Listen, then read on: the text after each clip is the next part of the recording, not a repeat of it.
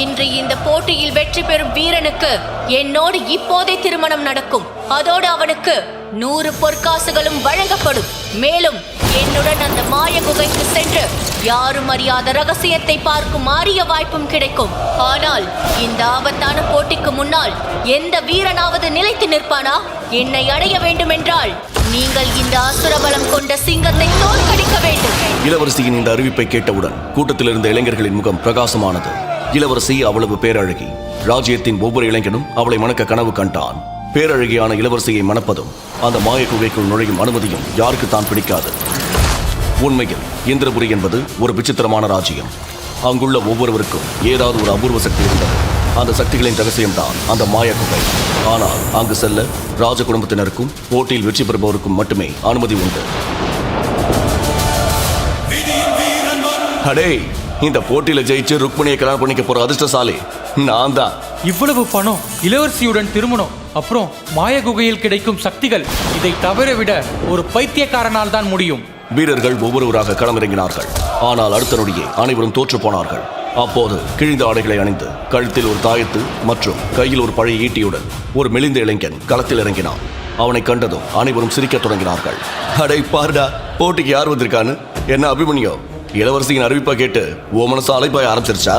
டே அபிமன்யு, உன்னை போன்ற பலவீனமான ஆட்களுக்கெல்லாம் இது தேவையில்லாத வேலை. எப்படி வந்தாயோ அப்படியே ஓடி போயிடு. இந்த ராஜ்யமே அபூர்வ சக்திகளுக்கு பெயர் பெற்றது. ஆனால் அபிமன்யு மட்டும் விதிவிலக்கு. பிறவிலேயே அவன் ஒரு கோழை, ஒரு அனாதை இளைஞன். அவன் பிறந்த சில காலத்திலேயே அவனது பெற்றோர் மர்மமான முறையில் காணாமல் போனார்கள். அபிமன்யுவின் தந்தை ஒரு சிறந்த போர் வீரர் என்று சொல்லப்படுகிறது. ஆனால் அவர் போர்க்களத்திலிருந்து ஓடிப்போன கோழை என்றும் ஊர் பழி சுமத்தியும் வருகிறது. அபிமன்யுவின் பலவீனம், ஏழ்மை மற்றும் மக்களின் ஏளன பேச்சுகள் மட்டுமே அவனுக்கு இறுதியில் மிஞ்சின. அம்மா, அப்பா, எனக்கு சக்தியை கொடுங்க. இந்த போட்டியில நான் எப்படியாவது ஜெயிக்கணும். அப்பதான் என் பசியை தீர்க்க கொஞ்சம் பணத்தையாவது வீட்டுக்கு கொண்டு போக முடியும். அவன் சொன்ன அடுத்த நொடி மைதானத்தின் வானிலை மாறியது. காற்று சூறாவளியாக வீசியது. முதலில் அபிமன்யு தோற்பது போல தெரிந்தாலும் எவரும் கற்பனை செய்ய முடியாத ஒன்று நடந்தது. அபிமன்யு அந்த வீரர்களை வீழ்த்தி வெற்றி பெற்றான். கூட்டமே திகைத்து நின்றது.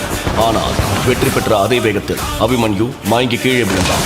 அப்போது மயங்கி விழுந்த அபிமன்யுவிற்கு பேரதிர்ச்சி ஒன்று காத்திருந்தது.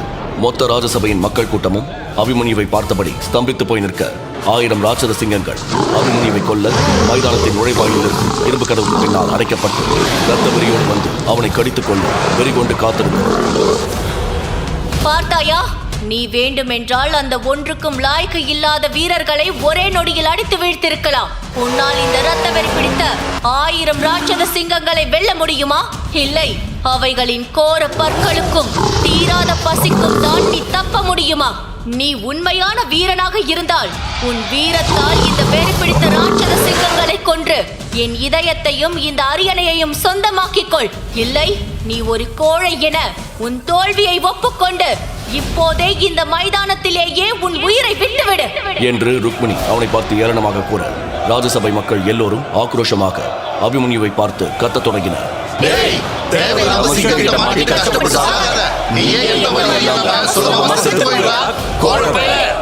அபிமன்யு, உன்னால இந்த ஆக்ரோஷமான சிங்கங்களின் மயிரை கூட புடுங்க முடியாது. இங்கிருந்து ஓடிவிடு, அதுதான் உனக்கு நல்லது என்று மொத்த கூட்டமும் அவனை வார்த்தைகளால் அவமானப்படுத்த அப்போது அபிமன்யு கம்பீரமாக கத்தினான். இந்த ராட்சத சிங்கங்களின் பிடரியை என் இரு கைகளால் பிடித்து அவைகளை கொன்று என் வெற்றியை நானே நிலைநாட்டுவேன்.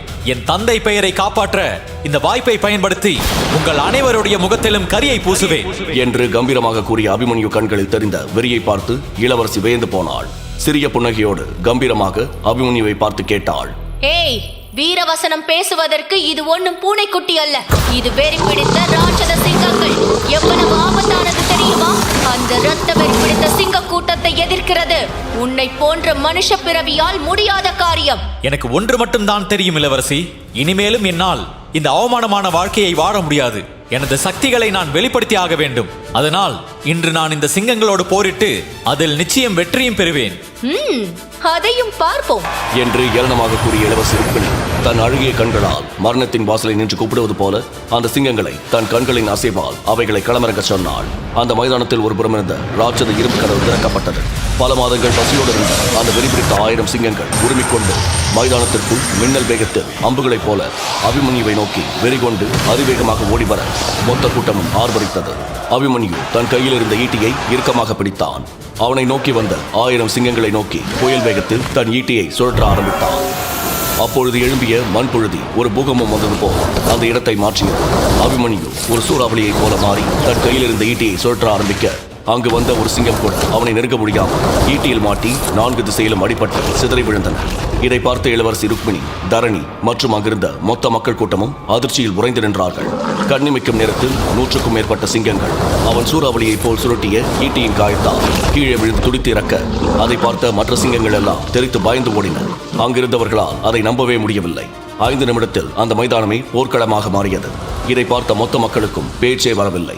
அப்பொழுது ருக்மிணி அந்த அவமானத்தை தாங்கிக் கொள்ள முடியாமல் யாரும் எதிர்பார்க்காத மற்றும் ஒரு விபரீத சவாலை அவனுக்கு கொடுத்தாள். என்றாளர வீரர்கள் 3 பிரம்மாண்ட ராட்சத கூண்டை மைதானத்தில் இறக்கினர். அதன் உள்ளே யானை உடலும் சிங்க தலையும் உடைய நெருப்பை கக்கி மனிதர்களை பொசுக்கி சாம்பலாக்கும் நெருப்பு சிங்க யாழிகள் 3 அந்த ராட்சத கூண்டிலிருந்து வெறியோடு அபிமன்யுவை நோக்கி வர அபிமன்யு ஒரு கணம் அதிர்ச்சி அடைந்தாலும் இந்த போட்டியில் வென்றே ஆக வேண்டும் என்ற வெறியில் அவைகளை நோக்கி மூர்க்கமாக ஓடினான். இது அநியாயம். இளவரசி ருக்மணி அவனை கொல்ல நினைக்கிறாங்க. இந்த அபிமன்யு என்ன பண்ண போறானே தெரியலையே என்று கூட்டத்தில் இருந்த மக்கள் இதுவரை புராணங்களில் மட்டுமே கேள்விப்பட்டிருந்த அந்த ராட்சத யாழி சிங்கங்களை பார்த்தாளர் அவைகள் அபிமன்யுவின் மீது நெருப்பை கக்கியவாறு அவன் மீது பாய அபிமன்யு குனிந்தவாறு அவற்றிலிருந்து லாவகமாக விலகிக் கொண்டு திரும்பி பார்த்தான். அப்போது அந்த ராட்சத யாழி சிங்கங்கள் மூர்க்கமாக அவனை பார்த்து ஒரு உரும அங்கிருந்த மண்புகை கிளம்பி ஒரு சூறாவளி புயல் போல காட்சி அளித்தது. மீண்டும் அந்த ராட்சத யாழி அபிமன்யுவை நோக்கி சீறி பாய 1 நிமிடம் கண்களை மூடி தன் தாயத்தை தொட்டு கும்பிட்ட அபிமன்யு அவன் எதிரே முதலில் ஓடி வந்த நெருப்பு யாழி சிங்கம் தன்னை கவி பிடித்து கடித்துக் கொள்ள ஆக்ரோஷத்துடன் பாய்ந்து வந்த அந்த நெருப்பு யாழி சிங்கத்தின் அனல் மூச்சு அவன் முகத்தில் தெரித்தது. மரணத்தின் நிழல் அவன் மேல் விழுந்த அந்த நொடியில் மின்னல் வேகத்தில் தரையோடு தரையாக சரிந்து அதன் உடலுக்கு அடியில் புகுந்து புயல் வேகத்தில் பாய்ந்து வந்த அந்த யாழியின் வேகத்தையே தனக்கு சாதகமாக்கி தன் முழு பலத்தையும் திரட்டி அதன் குரல் வளையில் ஈட்டியை ஆழமாக ஒரு சொருவினாள். அது துடிதுடித்து கீழே சரிய அதை அப்படியே தூக்கிக் கொண்டு வெறியோடு கத்தியபடி மீதமிருந்த 2 சிங்க யாழிகளையும் நோக்கி ஓடினான். மொத்த மக்கள் கூட்டமும் அபிமன்யுவின் வீரத்தை பார்த்து பதவதைத்தபடி தங்கள் நெஞ்சில் கை வைக்க மற்ற 2 நெருப்பு சிங்க யாழிகளும் தங்கள் கூரிய பற்களை வைத்துக் கொண்டு அபிமன்யுவை கடித்துக் கொதற வாயை பிளந்து வந்த பொழுது ஈட்டியை உருவி அதன் கழுத்தில் செலுத்தினான். மேலும் பின்புறம் அவனை கடிக்க வந்த மற்றொரு சிங்க யாழியின் வாயில் ஈட்டியின் பின்புறத்தை நுழைக்க ஒரே ஈட்டியில் 2 மாட்டி அதே இடத்தில் துடிதுடித்து இறந்து போனது. அப்போது எரிமலை கோபத்தில் இருந்த அபிமன்யு தன் ஈட்டியின் 2 முனையிலும் மாட்டியிருந்த 1000 டன் எடையுள்ள அந்த 2 யாழி சிங்கங்களையும் தன் மூச்சை பிடித்து இழுத்து தன் தலைக்கு மேல் பலு தூக்குவது போல் தூக்கி ஒரு சுழட்ட அந்த வேகத்தில் அந்த ஈட்டியின் 2 முனையிலும் இருந்த 2 ராட்சத யாழி சிங்கங்களும் திமிர் பிடித்த ருக்மிணியின் காலருகே சென்று விழுந்ததை பார்த்த ருக்மிணி மிரண்டு போனாள். அப்போது கண்ணிமைக்கும் நேரத்தில் அபிமன்யு சடாரென வானில் பறந்து அதிவேகமாக கீழிறங்கி தன் துருப்பிடித்த ஈட்டியை சுழற்றி பூமியில் ஒரு குத்த மின்னல் விழுந்தது போல் மொத்த மைதானமும் விரிசல் விட்டு 2ஆக பிளக்க ஆரம்பித்தது. அது மட்டுமின்றி அவனின் அந்த துருப்பிடித்த ஈட்டி திடீரென தங்க நிறமாக மாறி 50 அடி நீளத்துக்கு உயர்ந்தது. அந்த தங்க ஈட்டியை கையில் எடுத்த அபிமன்யு தன்னை ஏளனப்படுத்திய ருக்மிணியின் கண்களில் மிரட்சியை பார்த்த அபிமன்யுவின் கண்களில் வெற்றி தாண்டவம் ஆடியது. அபிமன்யு செய்த காரியம் ராஜசபை மொத்தமும் வியப்பில் ஆழ்த்தியது. மேலும் இளவரசி ருக்மிணி அதிர்ச்சியில் உறைந்து போனாள். அபிமன்யுவின் வெற்றியை மக்கள் யாராலும் அவ்வளவு எளிதில் நம்ப முடியவில்லை. அந்த கணம் அபிமன்யு கம்பீரமாக ஒரு சிரஞ்சீவியைப் போல் நின்றான். வான் மேகங்களும் மைதானத்தை வட்டமிட்ட சகல மாயமிருகங்களும் அபிமன்யுவை தலை வணங்கியது. அப்போது அபிமன்யுவின் வீரத்தை பார்த்து மெய்சிலிர்த்து போன இளவரசி ருக்மிணி தன் அரியணையிலிருந்து இறங்கி ஓடி வந்து அபிமன்யுவை கட்டி அணைத்தாள். இங்கே யாராலும் செய்ய முடியாததை நீ செய்து காட்டிவிட்டாய். நீயே என் கணவன். இனி உனக்கும் எனக்கும் தான் திருமணம். நீயே என்னுடன் அந்த மூதாதையர் மாய குகைக்கு வருவாய். ஆனால் இளவரசியின் பேச்சை கேட்டு அபிமன்யு சொன்ன பதில் அங்கிருந்த அனைவரையும் அதிர்ச்சியில் உறைய வைத்தது. என்னை மன்னியுங்கள் இளவரசி.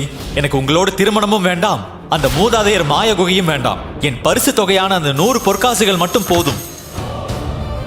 அவன் பணத்தை வாங்கி கொண்டு திரும்பிய போது கூட்டத்தில் மக்களின் சிரிப்பு சத்தம் பலமாக கேட்க, ஆஹா, இளவரசியின் அழகையே மதிக்காத ஒருத்தன் இங்க இருக்கானே, இவன் பெரிய அறிவாளியா இல்ல முட்டாள?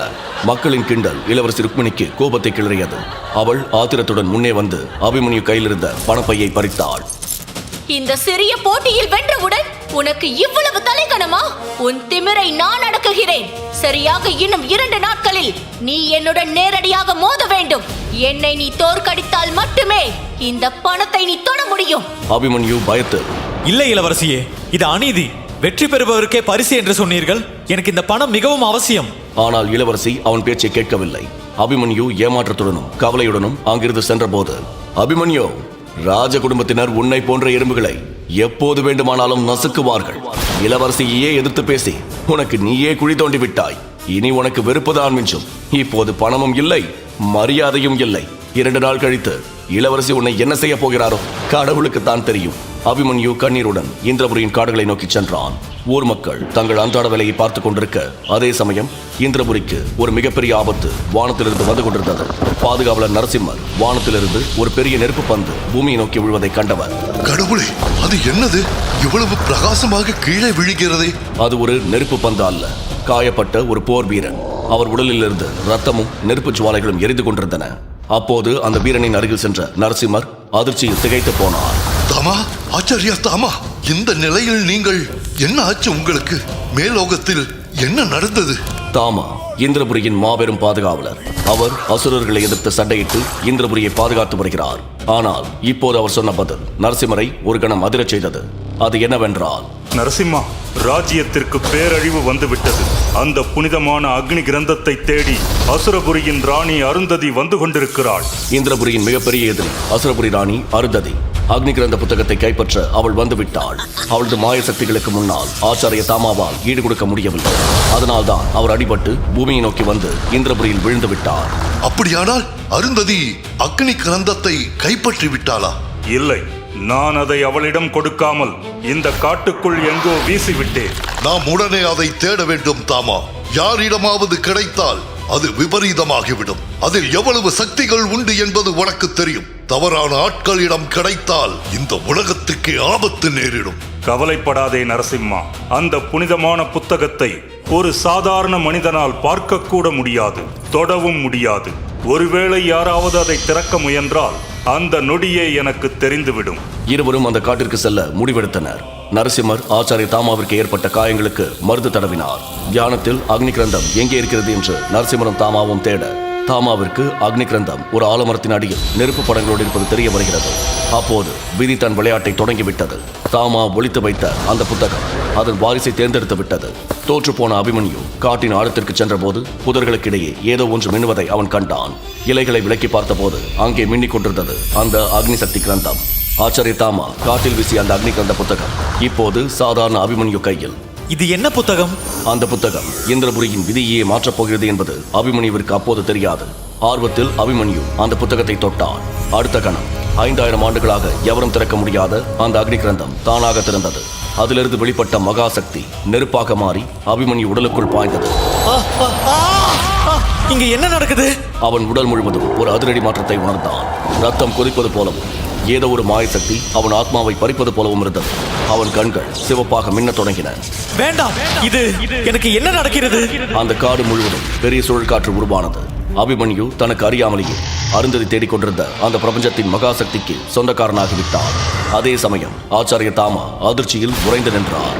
இது சாத்தியமே இல்லை நரசிம்மா. யாரோ அக்னி கிரந்தத்தை திறந்து விட்டார்கள். பல யுகங்களாக திறக்க முடியாத அந்த ரகசியம் இன்று திறக்கப்பட்டு விட்டது. யார் அவர்? அபிமன்யு புத்தகத்தை தொட்ட அதே சமயம் எங்கே இருந்தோ அந்த பயங்கரமான கொடூர தீய சக்தியும் அதை உணர்ந்தது. அவன் காதுகளில் அசுர சப்தங்கள் கேட்கத் தொடங்கின. அபிமன்யு பயத்து தன் காதுகளை மூடிக்கொண்டான். அவன் தன் கைகளை அந்த புத்தகத்தில் வைத்த போது அந்த சக்தி அவனை காற்றில் சுழற்றி அடித்தது. அந்த நொடி அபிமன்யு அந்தரத்தில் பறந்து அந்த புத்தகத்திற்குள் மாயத்திற்கு வந்து சேர்ந்தான். அந்த இடம் முழுவதும் இருள் சூழ்ந்து தீய சக்திகளால் நிறைந்திருந்தது. அப்போது அந்த புத்தகத்திலிருந்து ஒரு கருப்பு நிற தீய சக்தி அபிமன்யு முன்பு கொடூரமாக உருவத்தில் வந்து நின்றது. இறுதியாக இந்த தருணம் வந்து விட்டது. அபிமன்யு, நீ இந்த அக்னி கிரந்தத்தை திறந்து விட்டாய். என்னை சிறையில் இருந்து விடுதலையும் செய்து விட்டாய். இனி இந்த புத்தகத்தை கைப்பற்றுவது எனக்கு மிகவும் எளிது. இனி நீ சாக போகிறாய். உன்னோடு சேர்ந்து இந்த ஒட்டுமொத்த இந்திரபுரி சாம்ராஜ்யமுமே அழிய போகிறது. எச்சரிக்கையாக இருங்கள் இந்திரபுரி மக்களே. இதோ உங்கள் அழிவு தொடங்கிவிட்டது. நான் வந்து விட்டேன்.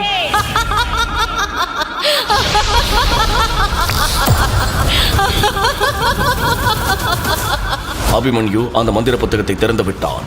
இதன் மூலம் இத்தனை காலமாய் கட்டி வைக்கப்பட்டிருந்த அந்த மர்ம சக்தி இப்போது விடுபட்டு விட்டது. இந்திரபுரி சாம்ராஜ்யத்தின் மகாராஜா உத்தமராயர் இன்று மகிழ்ச்சியோடு இருந்தார். ஏனெனில் 3 நாட்களில் சதய விழா. அதனால் பிரம்மபுரியே உற்சாகம் கொண்டு இருந்தது. சதய விழா மூதாதையர்களை கொண்டாடும் விழா மட்டுமல்ல, மாவீரர்களை அறிமுகப்படுத்தும் விழாவும் கூட. அதனால் தங்களது பலத்திலும் சக்தியிலும் நம்பிக்கை கொண்ட இந்திரபுரியின் இளம் வாரிசுகள் இவ்விழாவில் தவறாமல் பங்கேற்பார்கள். போட்டியில் வென்றால் தங்கள் மூதாதையர்களின் குகையை பார்வையிடுவதற்கான வாய்ப்பு வழங்கப்படும் என்பதால் பணக்காரன் முதல் ஏழை வரை ஒவ்வொரு குடும்பமும் தங்கள் வாரிசுகளை வாழ்த்தி அனுப்பி வைத்தனர். ஆனால் பிரம்மபுரியின் எல்லையில் வாழும் ஒரு வீட்டில் மட்டும் திட்டும் சத்தம் கேட்டுக்கொண்டிருந்தது. இங்க பாரு, சந்தைக்கு போனோமா வந்தோமான்னு இருக்கணும். நரசிம்மரை பார்க்கணும்னு ஏதாவது குறும்புத்தனம் பண்ண அப்புறம் நீ உன் பாட்டியை பார்க்க முடியாது என்று ஒரு மூதாட்டி தன் பேரனை திட்டிக் கொண்டிருந்தான். அவன் தலையை ஆட்டிக்கொண்டே கேட்டுக்கொண்டிருந்தான்.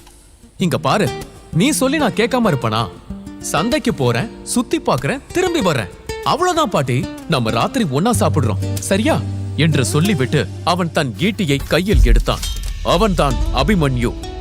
17 வயதிற்கே உண்டான துடிப்பும் வேகமும் இருக்கக்கூடிய பிரம்மபுரியின் 1000 இளைஞர்களின் அவனும் ஒருவன். இரையை தேடி முயல் ஓடுவது மாதிரி மாவீரர்களை தேடி ஓடுவான் அபிமன்யு. பிரம்மபுரியின் தெருக்களும் சந்தைகளும் கூட்டத்தாலும் பரபரப்பாலும் நிறைந்திருந்தது. அபிமன்யு அந்த கூட்டத்திற்குள் புகுந்து சென்று கொண்டிருந்தான். அப்பொழுது வானத்தை கிழித்துக் கொண்டு ஒரு நெருப்பு பந்து வேகமாக தரையை நோக்கி வந்து கொண்டிருந்தது. நிலம் சூடாக ஆரம்பித்தது. ஆனால் சந்தையில் இருந்த மக்கள் சொந்த வேலைகளில் மும்முரமாக இருந்ததால் ஒருவர் கூட வானத்தை கவனிக்கவில்லை. ஆனால் அபிமன்யு அதை பார்த்து விட்டான். நாமெல்லாம் சாக போறோம், சூரியன் கீழே விழ போகுது என்று கத்தினான். அதை கேட்டதும் அங்கிருந்த ஆட்கள் அனைவரும் அவனை மேலிருந்து கீழ் வரை பார்த்தனர். என்னப்பா, ஜோசியம் பார்க்க வந்திருக்கியா? சூரியன் விழுதுன்னு கதை விடுற என்று ஒருவர் கேட்டார். அதை கேட்டதும் அனைவரும் சிரித்தார்கள். உடனே ஒரு கடைக்காரர் அவனை பார்த்து, ஏ பைத்தியக்காரா, மரியாதையா ஓடிடு, காலையிலேயே வியாபாரத்தை கெடுக்க பாக்குறியா என்று திட்டினான். உடனே அபிமன்யு, யோ, என்ன திட்டத்தை விட்டுட்டு வானத்தை பாருங்கயா என்று கத்தினான். முதல்ல நீ பாருடா, பகல் வெளிச்சம் ஊரையே வெளுக்குது, இப்ப வந்து சூரியன் விழுது, தாமரை அழுகுதுன்னுட்டு உங்க எல்லாத்துக்கும் பைத்தியம் தான் பிடிச்சிருக்கு என்று கத்திவிட்டு மீண்டும் வானத்தை பார்த்தான். நெருப்பு பந்து தரையை நோக்கி வேகமாக வந்து கொண்டிருந்தது. உண்மையை சொன்னா யாரும் நம்ப மாட்டாங்களே என புலம்பியவன் தூரத்தில் நிற்கும் எச்சரிக்கை கோபுரத்தை பார்த்தான். அவன் மனதில் ஒரு யோசனை தோன்ற அவன் அதை நோக்கி ஓட ஆரம்பித்தான். வேகமாக பாதுகாப்பு கோபுரத்தின் முன் வந்து நின்றான். அங்கு எண்ணற்ற காவலாளிகள் கூடியிருந்தனர். இடது பக்கம் வரிசையாக குதிரைகள் நின்று கொண்டிருந்தது. வலது பக்கம் பரபரப்பாக பானை வியாபாரம் நடந்து கொண்டிருந்தது. அவன் முகத்தில் ஒரு சிரிப்பு தோன்றியது. அடுத்த நொடி இடுப்பில் கட்டி வைத்திருந்த வெடிகளில் ஒன்றை எடுத்தான். அதை பற்ற வைத்து குதிரைகளை நோக்கி தூக்கி எறிந்தான். படபடவென வெடித்து சிதறியது. குதிரைகள் கால்களை தூக்கிக் கொண்டு கணைக்க ஆரம்பித்தன. பின்னர் அவை புழுதியை கிளப்பிக் கொண்டு சந்தைக்குள் பாய்ந்தன. பானைகள் உடைந்து நொறுங்கின. எங்கும் புழுதியும் புகையும் கிளம்பியது. பின்னர் கூச்சலும் குழப்பமும் உண்டானது. மக்கள் கண்களை கசக்கிக் கொண்டும் இருமிக் கொண்டும் இருந்தனர். என்னாச்சு, என்னாச்சு என்று காவலாளிகள் கூட்டத்திற்குள் வேகமாக ஓடி வர அபிமன்யு கோபுரத்தின் மீது சரசரவென ஏறினான். வானரத்திற்கும் அவனுக்கும் வித்தியாசமே கிடையாது என்று கூறும் அளவிற்கு அங்குமிங்கும் தாவிக் கொண்டிருந்தான். கைப்பிடி, பாதுகாப்பு வேலி, படிக்கட்டு என அனைத்தையும் பிடித்து அவன் மேலே ஏற ஒரு காவலாளி அவனை பார்த்து விட்டான். ஏ பையா, அது பாதுகாப்பு கோபுரம், அங்கு செல்லக்கூடாது என்று கத்தினான். ஆனால் அவன் அதை கேட்காமல் ஓடினான். அவர் அவனை துரத்திக் கொண்டு ஓடினார். 17 வயது அபிமன்யுவிற்கு உடல் பலம் இல்லை, ஆனால் கால் பலம் இருந்தது. அவன் வளைந்து நெளிந்து பாம்பை போல யாருடைய கைகளிலும் சிக்காமல் கோபுரத்தின் உச்சியில் ஏறினான். அங்கு ஒரு அக்னி பீடம் இருந்தது. அதை எச்சரிக்கை ஜோதி என்று அழைப்பார்கள். அதை பற்ற வைத்தால் ஏதோ ஆபத்து என்று உணர்ந்து தளபதி அங்கு வருவார். குறும்புத்தனம் செய்யாதே என்று பாட்டி சொன்னது அவன் நினைவிற்கு வந்தது. ஆனால் அபிமன்யுவிற்கு அதை தவிர வேறு வழி தெரியவில்லை. அவன் நெருப்பை பற்ற வைக்கவிருந்த நேரத்தில் அந்த சிப்பாய் அவன் காலை பிடித்து இழுத்தார். அபிமன்யு தொப்பென்று விழுந்தான். நெருப்பு பந்து தரையை நோக்கி வருவதை பார்த்த அபிமன்யு அந்த சிப்பாயை தள்ளிவிட்டு வேகமாக எழுந்தான். அந்த சிப்பாய் அவனை விடுவதாக தெரியவில்லை. அபிமன்யுவின் மார்பை இறுக்கமாக பிடித்துக் கொண்டான். அபிமன்யுவால் ஜோதியை ஏற்ற முடியவில்லை. உடனே அவன் சிப்பாயை பார்த்து நெருப்பு என்றான். சிப்பாய் பயந்து போய் தனது பிடியை தளர்த்தி எங்கே என்று கேட்டான். உடனே அபிமன்யு இங்கே என்று கூறி அவன் தன் பையில் இருந்து வேகமாக ஒரு வெடியை எடுத்து அதை பக்கத்தில் இருந்த தீப்பந்தத்தில் பற்ற வைத்து அதை ஜோதியை நோக்கி எறிந்தான். ஜோதி பற்றி எரிய துவங்கியது. அடுத்த நொடி காதை கிழிக்கும் முரசு சத்தம் ஒலிக்க துவங்கியது. இன்னொரு பக்கம் போர் சங்கை ஊதத் தொடங்கினர். அடுத்தடுத்த நொடியில் பக்கத்தில் இருந்த பாதுகாப்பு கோபுரங்களிலும் எச்சரிக்கை ஜோதி ஏற்றப்பட்டது. பிரம்மபுரியே ஸ்தம்பித்தது. உடனே தென் திசையில் இருந்த பிரம்ம மலையில் இருந்து நீல நிற வால் நட்சத்திரம் ஒன்று பறந்து வந்தது. அது பாதுகாப்பு கோபுரத்தின் அருகே தரையிறங்கியது. அது ஒரு மனித உருவமாக மாறியது. அவரை சுற்றி நீல நிற ஒளிவட்டமிட்டது. கீழே நின்ற மக்கள் வாயை பிளந்தபடி அவரை பார்த்தனர். நரசிம்மர் வாழ்க, நரசிம்மர் வாழ்க என மக்கள் அனைவரும் கோஷமிட்டனர். அபிமன்யு பிரமிப்பு நிறைந்த கண்களோடு அவரை பார்த்தான். நரசிம்மர் என்று அவன் கூற அவன் முகம் நிறைய சிரிப்பு இருந்தது. மக்கள் மத்தியில் சலசலப்பு உருவானது. நரசிம்மர் ஏன் வந்திருக்கிறார்? யாரோ எச்சரிக்கை ஜோதியை ஏற்றிருக்கிறார்கள். அப்படின்னா எதிரிகள் பிரம்மபுரியை நோக்கி படையெடுத்து வருகிறார்களா? உடனே கீழே நின்ற மக்கள் அனைவரும் பதட்டப்பட ஆரம்பித்தனர். அனைவரின் கவனமும் இப்போது நரசிம்மர் மீது பதிந்திருந்தது. நரசிம்மர் கம்பீரமான சிங்கம் போல பாதுகாப்பு கோபுரத்தின் முன் நின்று கொண்டு சுற்றி முற்றி பார்த்தார். எல்லா கோபுரங்களிலும் ஜோதி ஏற்றப்பட்டிருந்தது. யார் இதை செய்தது என்று கர்ஜித்தார். அவர் கர்ஜனையில் மக்களோடு சேர்த்து காவலாளிகளுமே நடுங்கினர். சிப்பாய்கள் தயங்கி தயங்கி அவரை நோக்கி நடந்து சென்றனர். அகன்ற தோளும் கம்பீரமான பார்வையும் 7 அடி உயரமும் கொண்ட அசைக்க முடியாத மலை போல 99 வீரத் தழும்புகளுடன் திடமாக இருந்தார் நரசிம்மர். அதே சமயத்தில் காற்று சூடாகுவதை நரசிம்மர் உணர்ந்தார். அவர் கண்கள் விரிந்தது. அடுத்த நொடி சிப்பாய்களின் பதிலை கேட்காமல் அவர் வானத்தை நோக்கி பறந்தார். மேலிருந்து விழுந்து கொண்டிருந்த நெருப்பு பந்து ஒரு மனித உருவமாக மாறியது. அதை பார்த்ததும் அபிமன்யு இது நெருப்பு பந்தில்ல, மனுஷன் என்றதும் அவன் தலையை கொட்டிய காவலாளி முட்டாளே, இங்க நெருப்பு பந்தும் இல்ல, ஒண்ணும் இல்ல, எச்சரிக்கை தீபம் ஏத்தனதுக்கு தண்டனைய ராஜா வழங்குவார் என்றவர் அபிமன்யுவின் கையை இறுக்கமாக பிடித்தார். அப்பொழுது வானத்தை நோக்கி நீல நிற நட்சத்திரம் போல பாய்ந்த நரசிம்மரின் உடலை சுற்றி அருவி போல நீர் ஆர்ப்பரித்தது.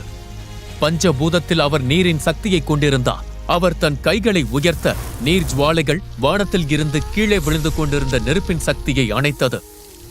தீப்பிழம்புகள் மறைந்து காயங்களுடன் நரசிம்மர் கையில் விழுந்தார் அந்த முதியவர். ஒரு காலத்தில் நரசிம்மர் மிகவும் சக்தி வாய்ந்த சப்த சேனர்களின் ஒருவராக இருந்தார். சப்த சேனர்கள் இந்த பிரபஞ்சத்திலேயே வலிமை வாய்ந்த 7 வீரர்கள் அடங்கிய குழு. எல்லோரும் பிரமித்து பார்க்கும் அளவிற்கு இருந்த அந்த மாவீரர்களின் குழு விதியின் விளையாட்டால் பிரிந்தது. சிலர் மர்மமான முறையில் மறைந்து போயினர்.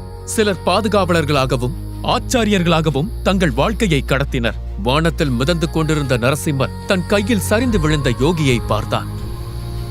யாருடனோ போரிட்டு கீழே விழுந்திருப்பார் போல இப்போது நெருப்பு முழுவதுமாக அணைந்தது. அவரது முகம் தெளிவாக தெரிந்தது.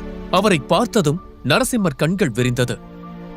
ஒரே நேரத்தில் மகிழ்ச்சியும் ஆற்றாமையும் நரசிம்மர் முகத்தில் தோன்றியது. நீங்கள் ஓய்வெடுக்க மாட்டீர்களா என்று கேட்டார். அந்த வார்த்தையின் மூலமே அவர்கள் இருவருக்குள்ளும் ஒரு ஆழமான நட்பு இருக்கிறது என்பது தெரிய வந்தது.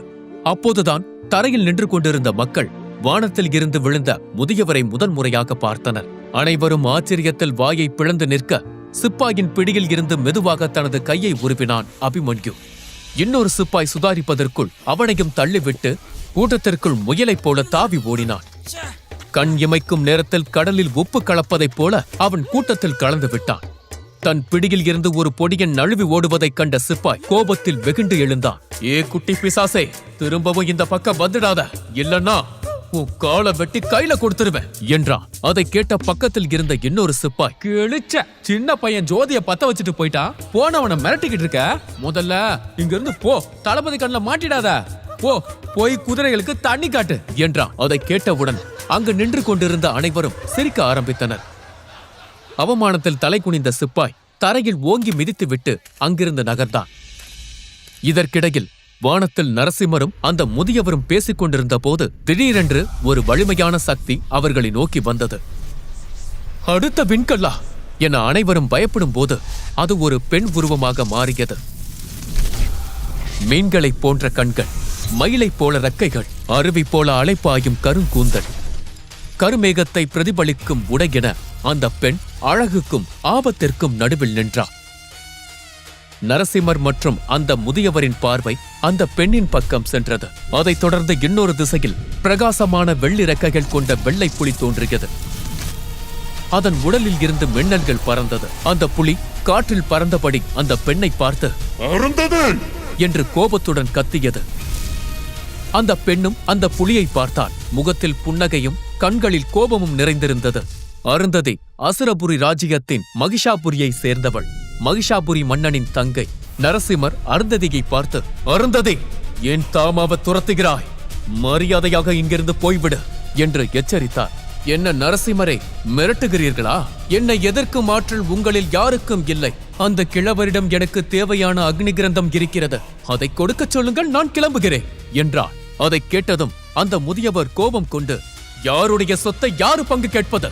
இந்த புத்தகம் இந்த தாமாவின் வாழ்க்கை. இது என் சீடர்களுக்கு நான் விட்டு செல்லும் பாரம்பரியம். இதை தொடும் தகுதி கூட உனக்கில்லை. என் சக்திகள் கட்டுப்படுத்தப்பட்டு இருக்கிறது. இல்லை என்றால் நீ கேட்ட கேள்விக்கு உன் நாக்கை வெட்டியிருப்பேன் என்று கத்தினார். அடுத்த நொடி தரையில் தாமாவா, அஸ்வத்தாமாவா என்று கூட்டத்திற்குள் சலசலப்பு உருவானது. அந்த நேரத்தில் காற்றில் பறக்கும் வெள்ளை புலி கோபத்தோடு நரசிம்மர் அருகில் வந்து நின்றது. அவர் அதை அமைதியாக இருக்கும்படி சைகை செய்தார். தாமாவின் வார்த்தைகளை கேட்ட அருந்ததி புன்னகைத்து, என் தலைவர் இந்த புத்தகத்தை எடுத்து வரும்படி கட்டளையிட்டிருக்கிறார். அதனால் தளபதியும் புலியும் ஒதுங்கிக் கொள்ளுங்கள். இல்லையெனில் இங்கிருக்கும் அனைவரும் குருடாய்த்தான் அலைய வேண்டும் என்றார். அடுத்த நொடி தன் கண்களை மூடி அவளை சுற்றி 8 சக்கரங்களை உருவாக்கினார். சூரியன் போல பிரகாசித்த அந்த நட்சத்திரங்களில் இருந்து 8 திசையை நோக்கியும் ஒரு அபரிவிதமான ஆற்றல் சக்தி பரவியது. அதில் கீழே நின்று கொண்டிருந்த மக்கள் மற்றும் காவலாளிகள் என அனைவரும் பாதிக்கப்பட்டனர். ஐயோ, எரிகிறதே, எரிகிறதே என்று கத்திக்கொண்டு அனைவரும் தங்கள் கைகளால் கண்களை மூடிக்கொண்டனர். ஆனால் அந்த கூட்டத்தில் இப்போதும் 2 கண்கள் அவளை பார்த்து கொண்டிருந்தது. அந்த கண்கள் அபிமன்யுவின் கண்கள். அவனுடைய சக்திகள் இன்னும் விழித்தெழவில்லை. ஆனாலும் அவனால் தைரியமாக அருந்ததியின் சக்தியை எதிர்கொள்ள முடிந்தது. அது எப்படி என்று அவனுக்கும் தெரியாது, அவனை சுற்றி இருப்பவர்களுக்கும் தெரியாது. அவள் தனது சக்திகளை மீண்டும் அதிகரித்தாள். தரையில் இருந்த மக்கள் வலியால் துடிக்க ஆரம்பித்தனர். நிறுத்த அருந்ததி, அப்பாவி மக்களை துன்புறுத்தாதே என தாமா எச்சரித்தார். புத்தகத்தை தாருங்கள், நான் கிளம்புகிறேன் என அசராமல் பதிலளித்தாள் அருந்ததி. இதை பார்த்த நரசிம்மர் தாமாவிடம் இருந்து அந்த அக்னி கிரந்த புத்தகத்தை வாங்கினார். அருந்ததியை நோக்கி நீட்டினார். அவளும் மகிழ்ச்சியோடு முன்னால் வர அதை அவர் கூட்டத்தை நோக்கி தூக்கி எறிந்தார். ஓ, மக்களின் காலடியில்தான் அந்த புத்தகம் கிடக்கிறது, தேடி எடுத்துக்கொள் என்றார். புத்தகம் தரையில் விழுவதைக் கண்டதும் அருந்ததி பதட்டம் கொண்டாள். அவள் உடனே தன் சக்தியை விளக்கி புத்தகம் எங்கு விழுந்திருக்கிறது என்பதை பார்க்க முயன்றாள். அவள் சக்தியை விளக்கியவுடன் அப்பாவி மக்களின் வலி கரைந்து போனது. அனைவரும் நிம்மதி பெருமூச்சு விட்டனர். உடனே அருந்ததி தரையை நோக்கி பாய்ந்தார். ஆனால் நரசிம்மர் அவளை விடுவதாய் இல்லை. அவர் தனது சக்தியை செயல்படுத்தினார். அவரது உடலில் இருந்து நீல நிற ஒளி வெளியேற ஆரம்பித்தது. அது ஒரு கடல் அலை போல பாய்ந்து முழு இந்திரபுரி சாம்ராஜ்யத்தையும் ஒரு கேடயம் போல மூடியது. இதைக் கண்ட அருந்ததி சிரித்துக் கொண்டே, என்ன, என்னுடன் சண்டையா என்று கேட்டார். என்னதான் வார்த்தையில் கம்பீரம் இருந்தாலும் அவள் கண்களில் பயம் இருந்தது. அந்த வாய்ப்பை பயன்படுத்திக் கொண்ட தாமா தனது கையை அசைத்தார். அவரது உடலில் இருந்து நெருப்பின் சக்தி வெளியேற ஆரம்பித்தது. அது ஒரு மாபெரும் வில்லாக ஒன்று கூடி அவர் கைகளில் வந்து நின்றது. அதில் அவர் நாணை இழுக்க நெருப்பை கக்கும் ஒரு அம்பு தோன்றியது. அது அருந்ததியை குறிவைத்தது. அருந்ததி ஒரு அடி முன்னால் எடுத்து வைத்தாலும் அம்பு அவள் நெஞ்சை கிழிக்கும். என்னதான் அவளது வலிமை தாமா மற்றும் நரசிம்மரை விட உயர்ந்ததாக இருந்தாலும் அவர்கள் இருவரும் ஒன்றாக போரிட்டால் அவள்தான் அங்கு எளியாக மாறுவாள். அதை அவள் புரிந்து கொண்டாள். நரசிம்மர் அவளை பார்த்து, கடைசியாக ஒரு வாய்ப்பு தருகிறேன், இங்கிருந்து ஓடிவிடு என்றார். தான் சிக்கலில் மாட்டிருப்பதை உணர்ந்த அருந்ததி பீதியடைய ஆரம்பித்தார். ஆனால் அதை முகத்தில் காட்டவில்லை. இப்போது கிளம்புகிறேன், ஆனால் இது இதோடு முடியாது. நான் மீண்டும் வருவேன். அப்படி நான் வரும்போது அந்த புத்தகம் என் கையில் இருக்கும் என்றார். அதை கூறிவிட்டு அவள் அங்கிருந்து புறப்பட்டாள். உடனே வெள்ளைப்புலி அங்கு வந்தது. அது தாமாவையும் நரசிம்மரையும் பார்த்து, சந்தை முழுவதும் தேடிவிட்டு அக்னி கிரந்தத்தை காணவில்லை என்றது. அதற்கு தாமா, நான் அனுமதி கொடுக்காம சாதாரண மனுஷனால அதை பார்க்க முடியாத பகீரா. அது எங்கேயாவது மறைஞ்சிருக்கும். என்ன மீறி யாராலையும் அதை தொட முடியாது என்றார். அதே சமயத்தில் சந்தைக்கு வெளியே கையில் அக்னி கிரந்தத்தை பிடித்தபடி வேகமாக ஓடிக்கொண்டிருந்தான் அபிமன்யு. அமைதியாக இருந்த பிரம்மபுரியில் புயலை வீசிவிட்டு அருந்ததி பறந்து சென்றார். ஆனால் அவள் பற்ற வைத்த நெருப்பு அணையவில்லை. அக்னி கிரந்தத்தை பிடித்துக்கொண்டு வேகமாக ஓடிப்போன அபிமன்யு சந்தையில் இருந்து வெகு தூரத்தில் இருந்த மலை குகைக்குள் புகுந்தான். குகைக்குள் ஒரே ஒரு தீப்பந்தம் மட்டும்தான் எரிந்து கொண்டிருந்தது. அந்த வெளிச்சத்தில் அபிமன்யு அக்னி கிரந்தத்தை எடுத்து வெளியே வைத்தான். தங்கத்தால் வார்த்தெடுக்கப்பட்ட ஒரு புதையல் பெட்டி மாதிரி இருந்தது அந்த அக்னி கிரந்தம். அதன் மேல் ஜோதி, அக்னி குண்டம், நெருப்பு கடல் என வித்தியாசமான உருவம் எல்லாம் பொறிக்கப்பட்டிருந்தது. அதன் மேல் கல்லில் செதுக்கிய கல்வெட்டு போல அக்னி கிரந்தம் என்ற 2 வார்த்தைகள் பளிச்சென்று தெரிந்தது. அதை பார்த்தவுடன் அவன் கண்கள் பிரகாசமாகியது. கண்டிப்பா இது ஏதோ முக்கியமான போர் புத்தகம்தான். இதுல இருக்கிற நுட்பங்களை கத்துக்கிட்டா எந்த போட்டியா இருந்தாலும் அதுல என்னால சுலபமா வெற்றி பெற முடியும். சதய விழாவுல வெகுமதியை வாங்குறதுக்கான வழி கிடைச்சிருச்சு என்று சந்தோஷத்தோடு துள்ளி குதித்தான். ஆனா நான் எப்படி சண்டை போட முடியும்? என்கிட்ட என்ன இருக்கு? இந்த அரகுரை ஈட்டியும் என் அம்மா கொடுத்த இந்த தாயத்தும் தான். மத்த பசங்க மாதிரி நான் குருகுலம் போயெல்லாம் கத்துக்கல. நல்ல ஆயுதமும் என்கிட்ட இல்ல. இத வச்சுக்கிட்டு எப்படி அவங்களை என்னால தோற்கடிக்க முடியும்? இந்த புத்தகத்தை வச்சு ஏதாவது செய்யலாம்னா போட்டிக்கு இன்னும் 3 நாள் தான் இருக்கு. இப்ப இருக்க அறிவோடு நான் போட்டிக்கு போனா எப்படி தப்பிச்சு ஓடுறதுன்னு மட்டும்தான் எனக்கு தெரியும் என்று வருத்தத்தோடு அவன் அந்த புத்தகத்தின் மீது கை வைத்தான். அந்த சமயத்தில் அவனது கழுத்தில் தொங்கிய தாயத்து பிரகாசிக்க துவங்கியது. காற்று நாலா பக்கமும் பலமாக வீசியது. என்ன நடக்கிறது என்று புரியாமல் காற்றை தன் 2 கைகளால் தடுத்தான். அப்போது புத்தகத்தின் பக்கங்கள் தானாக புரட்டப்பட்டன. புத்தகத்தின் முதல் பக்கம் திறந்தது. காலியான காகிதத்தில் வார்த்தைகள் உருவாகத் தொடங்கின. அந்த வார்த்தைகள் அம்பு போல புத்தகத்தில் இருந்து வெளியேறி அபிமன்யுவின் மீது பாய்ந்தது. அடுத்தடுத்த அம்புகள் பாய அபிமன்யுவால் அதை தாங்க முடியவில்லை. அவன் மின்னல் போல பிரகாசமாக எரிந்தான். அந்த குகையே பிரகாசமாக மாறியது. அந்த வார்த்தைகள் அவன் தலைக்குள்ளே நுழைந்தன. அந்தரத்தில் பறந்த அவன் உடல் பிரபஞ்சத்தின் அதி அற்புதமான சக்தி அலைகளுக்குள் சுழன்று கொண்டிருந்தான். அந்த அதிர்வின் ஆற்றலை தாங்க முடியாமல் கத்தி மயங்கி விழுந்தான். அதே சமயம் பிரம்மபுரி மக்கள் அன்று நடந்த சம்பவத்தை பற்றியே பேசிக் கொண்டிருந்தனர். குறிப்பாக தாமாவின் வருகைதான் அங்கிருப்பவர்களுக்கு இன்றைய பரபரப்பு செய்தியே. அதை கேட்டீங்களா? எத? முட்டாள்களே, அந்த கிழவர் தாமாவா? அதுக்கு என்ன? அதுக்கு என்னவா? நரசிம்மரும் தாமாவும் சப்த சேனர்கள். மொத்தம் 7 பேர் அந்த குழுல இருந்தாலும் அதுல தாமா கொஞ்சம் தனித்துவமானவர். எனக்கு தெரிஞ்ச வர அவர் 7 சக்கரத்தை திறந்துட்டாரு. அவரை கொல்றதுக்கு வாய்ப்பே இல்ல.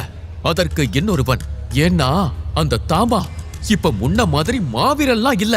அவரோட சக்திக்கு ஏதோ பூட்டு போட்டு இருக்கான். அதனாலதான் அவரால 8வது சக்கர சக்தியை திறக்க கூட முடியல. நினைச்சேன் இப்படி ஏதாவது இருக்கும்னு.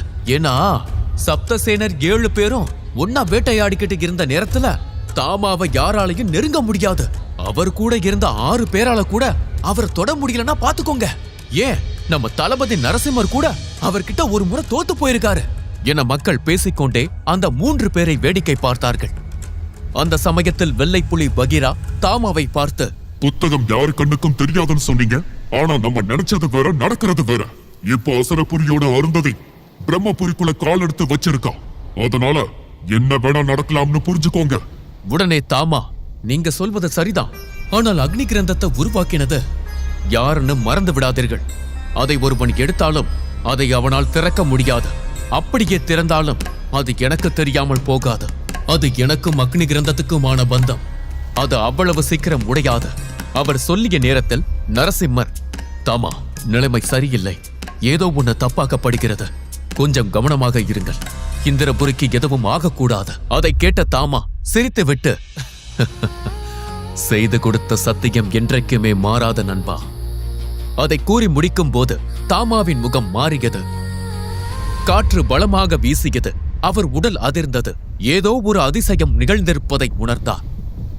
அது அபிமன்யு அக்னி கிரந்தத்தை திறந்து ஆற்றல் பெற்ற அற்புதம்தான் என அவருக்கு அப்போது தெரியவில்லை.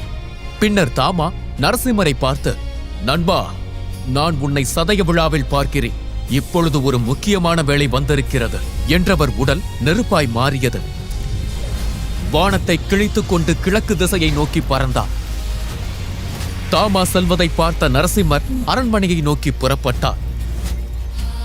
சந்தை மீண்டும் பழைய நிலைக்கு திரும்பியது. அபிமன்யு எவ்வளவு நேரம் உறங்கி போனான் என்று அவனுக்கு தெரியவில்லை. அந்த குகையிலேயே அவன் மயங்கி கிடக்க யாரோ ஒருவர் அவனை தட்டி எழுப்பினார். அவன் மெதுவாக கண்களை திறந்தான். அவன் முன்னால் அவனது வயதான பாட்டி நின்று கொண்டிருந்தார். அபி, இங்க என்ன செய்யற? சந்தைக்குதானே போன என கேட்டவள் அவனை மெதுவாக தூக்கினாள். அவள் குரலில் கொஞ்சம் பதட்டமும் நிறைய பாசமும் இருந்தது. அதை உணர்ந்த அபிமன்யு தலையை தேய்த்து கொண்டு, பாட்டி, அது களைப்பா இருந்தது, அப்படியே தூங்கிட்டேன் என்றான். அதை கேட்டவுடன் அவள் அவனது நீண்ட கூந்தலை தடவி விட்டு, சரி, சீக்கிரம் வா, இல்லனா இந்த கிழவி மறுபடியும் இவ்வளவு தூரம் வர வேண்டியிருக்கும் என்றான். பின்னர் பக்கத்தில் இருந்த அபிமன்யுவின் பையை தூக்கிக் கொண்டு அவள் நடந்தாள். போகும்போது ஒரு நொடி நின்று திரும்பி அபிமன்யுவை பார்த்தவள், சந்தைக்கு நரசிம்மர் வந்தார்னு கேள்விப்பட்டேன், இது ஓ வேலையா? பாட்டி, நாளா எதுவும் பண்ணல, நான் சந்தைக்கு போகல, நீ இப்போ சொல்லிதான் அவர் சந்தைக்கு வந்தார்னு எனக்கு தெரியும் என்றான். பாட்டி சந்தேகத்துடன் அவனை பார்த்தாள். சரி, நான் நம்புறேன், சீக்கிரம் வீட்டுக்கு வா, வரும்போது மலையிலிருந்து பழங்களையும் மூலிகைகளையும் பறிச்சிட்டு வா என்றாள். ஏன் பாட்டி, வீட்டை சுத்தி தான் அத்தனை மரம் இருக்கே, உனக்கு மலையில இருந்துதான் பழம் வேணுமா? நீ ஏன் தான் என்ன மலையேற வைக்கிறியோ என்று கேட்டான். ஆனால் பாட்டி அதை கண்டு கொள்ளவில்லை. ஏனெனில் அபிமன்யு அவள் சொன்னதை செய்வான் என்று அவளுக்கு தெரியும். பாட்டி போன பிறகு அபிமன்யு எழுந்து நின்று தனது ஆடைகளை சரி செய்துவிட்டு சுற்றி முற்றி பார்த்தான். அக்னி கிரந்தத்தை காணவில்லை. அவன் பதட்டம் கொண்டான். பின்னர் பாட்டி அவன் பையை தூக்கி சென்றது அவன் ஞாபகத்திற்கு வந்தது. அதில் இருக்கும் என்று அவன் நிம்மதி கொண்டான். பின்னர் தன் ஈட்டியை எடுத்துக் கொண்டான். பாட்டி கூறியபடி அவன் மலையேறத் தொடங்கினான். இன்று வானத்தில் வழக்கத்திற்கு மாறாக அதிகமாக மின்னல் வெட்டியது. மழையடித்து ஊத்தப் போகிறது என்ற எண்ணத்திலேயே அவன் மலையேறினான். அவன் மலை உச்சியை அடையவிருந்த நேரத்தில் ஒரு மின்னல் ஒன்று மலையின் உச்சியிலேயே இறங்கியது. பாறைகள் உருள ஆரம்பித்தன. அபிமன்யு தடுக்கி விழுந்தான். அவனால் எதையும் பிடிக்க முடியவில்லை. தரையில் உருண்டு ஓட ஆரம்பித்தான். கிளைகள், செடிகள் என எதையும் அவனால் பிடிக்க முடியவில்லை. எதை பிடித்தாலும் வழுக்கியது. பாறைகள் அனைத்தும் கரடு முரடாக இருந்தன. ஒரு மரத்தில் இடித்து மலையுச்சியில் இருந்து அவன் கீழே விழுந்தான். அவன் கண்கள் விரிந்தது. சாகப் போகிறோம் என்று நினைத்து கண்களை மூடிக்கொண்டு அம்மா என்று கத்தினான். கண்களை திறந்து பார்க்கும்போது அவன் மலை உச்சியில் ஒரு பாறையை பிடித்துக் கொண்டு தொங்கிக் கொண்டிருந்தான். அவன் கீழே விழவில்லை. உயிர் பிழைத்தோம் என்று அவன் மூச்சு விடும்போது அவன் கை வழுக்கியது. அவன் பாறையின் பிடியை விட்டான். கை நழுவி மீண்டும் கீழே விழப்போக அப்போது அவன் கை வேகமாக பக்கத்தில் இருக்கும் இன்னொரு பாறையை அணிச்சியாக பிடித்தது. அவனுக்கு என்ன நடக்கிறது என்று புரியவில்லை. அவன் தன் 2 கைகளையும் பார்த்தான். அது அவன் கைகள்தானா என்று அவனுக்கு சந்தேகம் வந்தது. எப்படி இவ்வளவு வேகமாக பாறையை பிடித்தோம் என்று அவனுக்கு தெரியவில்லை. பின்னர் அவன் 2 கைகளாலும் பாறையை பிடித்து சரசரவென மேலே ஏறினான். ஏறி நிற்கும்போது மலையுச்சியும் அதன் கீழே இருக்கும் காடும் அழகாக காட்சியளித்தது. அப்போது அவன் தலை திடீரென்று வலித்தது. அவன் தலையை அழுத்தமாக பிடித்துக் கொண்டான். அப்போது அவனுக்கு ஏதோ ஒன்று நினைவிற்கு வந்தது. வேகமாக புரட்டப்பட்ட புத்தகங்கள் அவனுக்கு தோன்றின. அக்னி கிராந்தத்தின் முதல் பக்கத்தில் இருந்த ஓவியம் அவன் மனதில் பளிச்சிட்டது. அந்த ஓவியம் நம் சக்தியை பயன்படுத்தி எப்படி ஆபத்தில் இருந்து தப்பிப்பது என்பதை சொல்லிக் கொடுத்தது. அவனுக்கு மகிழ்ச்சி தாங்கவில்லை. அவன் உற்சாகத்தில் துள்ளி குதித்தான். இது நான் தானா? இது எனக்கு தான் நடக்குதா என்று கத்தினான். பின்னர் அவன் தைரியத்தோடு மலையுச்சியை பார்த்தான். அவனை சுற்றி கூர்மையான பாறைகள் மட்டுமே இருக்கிறது. பாதையே இல்லை. ஆனால் கண்களை மூடிக்கொண்டு கைகளை இறுக்கி பிடித்தான். அவன் உடலில் மின்சாரம் பாய்வதைப் போல இருந்தது. அவனது கால்கள் வேகமாக துடித்தன. வேகமாக பக்கத்தில் இருந்த பாறை மீது தாவினான். அடுத்த பாறை என தாவி தாவி வேகமாக மலையுச்சியை அடைந்தான். இப்போது அவன் மலையுச்சியில் இருக்கும் முகட்டில் இருக்கிறான். மகிழ்ச்சியில் கத்த ஆரம்பித்தான். அப்போது ஒரு பிரகாசமான சக்தி வாய்ந்த மின்னல் அபிமன்யுவை தாக்கியது. அவன் பின்னோக்கி பறந்தான். அவன் உடல் முழுக்க அந்த மின்னல் பாய்ந்தது. அவன் கழுத்தில் தொங்கிய தாயத்து ஒளிரத் தொடங்கியது. அவனது உடைகள் அனைத்தும் நெருப்பு பற்றிக் கொண்டது. அது கிழிந்தது. அவன் முதுகு பகுதியில் இருந்த உடை முழுதாய் கிழிந்தது. அவன் முதுகில் சக்கரம், அக்னி ஜுவாலை, திரிசூலம் மற்றும் சங்கு என 4 முத்திரைகளும் ஒன்றின் கீழ் ஒன்றாக தோன்றின. அவை 4ம் பிரகாசமாக மின்னின.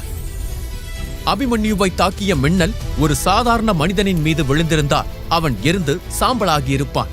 ஆனால் மின்னல் அபிமன்யுவை எதுவும் செய்யவில்லை. ஆனால் அவன் உடல் பலவீனமாக இருந்தது. அவனால் அந்த சக்தியை தாங்க முடியவில்லை. அவன் மீண்டும் மயக்கமடைந்தான். சுமார் 3 மணி நேரம் கழித்து அவன் கண்களை திறந்தபோது அவன் ஒரு குடிசையில் இருந்தான். அந்த குடிசையில் தன்னை பார்த்ததும் அவன் அதிர்ச்சி அடைந்தான். ஏனென்றால் அது அவனுடைய வீடு. அவன் உடலை பார்த்தபோது அவன் உடைகள் மாறியிருந்தன. அபிமன்யு முதலில் ஆச்சரியப்பட்டான். பின்னர் அதிர்ச்சி அடைந்தான். அவன் பீதியுடன் பாட்டி பாட்டி என்று கத்த ஆரம்பித்தான். அபிமன்யுவின் அலறல் சத்தத்தை கேட்டு அவன் பாட்டி வேகமாக ஓடி வந்தார். வந்தவுடன் அவர் கையில் இருந்த குச்சியால் தரையில் மாறி மாறி அடித்தார். ஒன்னுக்கும் உதவாதவனே, உனக்கு புத்தியே கிடையாது. ஆனால் ஒரு அடி கூட அவன் மீது விழாமல் பார்த்து கொண்டான். வர வர உன் சேட்டையெல்லாம் அதிகமாகிட்டே போகுது. அதை விட நல்ல சோம்பேறியா மாறிட்ட. ஏதாவது வேலை சொன்னா எங்கேயாவது போய் தூங்குற. எதையாவது பாத்துக்க சொன்னா உடைக்கிற. உன் விளையாட்டு எல்லாம் மீறி போயிட்டு இருக்கு. இப்ப துணியெல்லாம் கிழிச்சிட்டு வந்திருக்க. இப்ப பாரு, உன் பிறந்த நாளுக்கு தச்ச துணிய போட வேண்டியிருக்கு என்று கத்தினான். என்ன பாட்டி, இப்ப துணி இல்லைன்னா என்ன? நான் கிழிஞ்ச துணிய போட்டுக்கிறேன், இல்ல தச்சு போட்டுக்கிறேன் என்று அபிமன்யு கத்தினான்.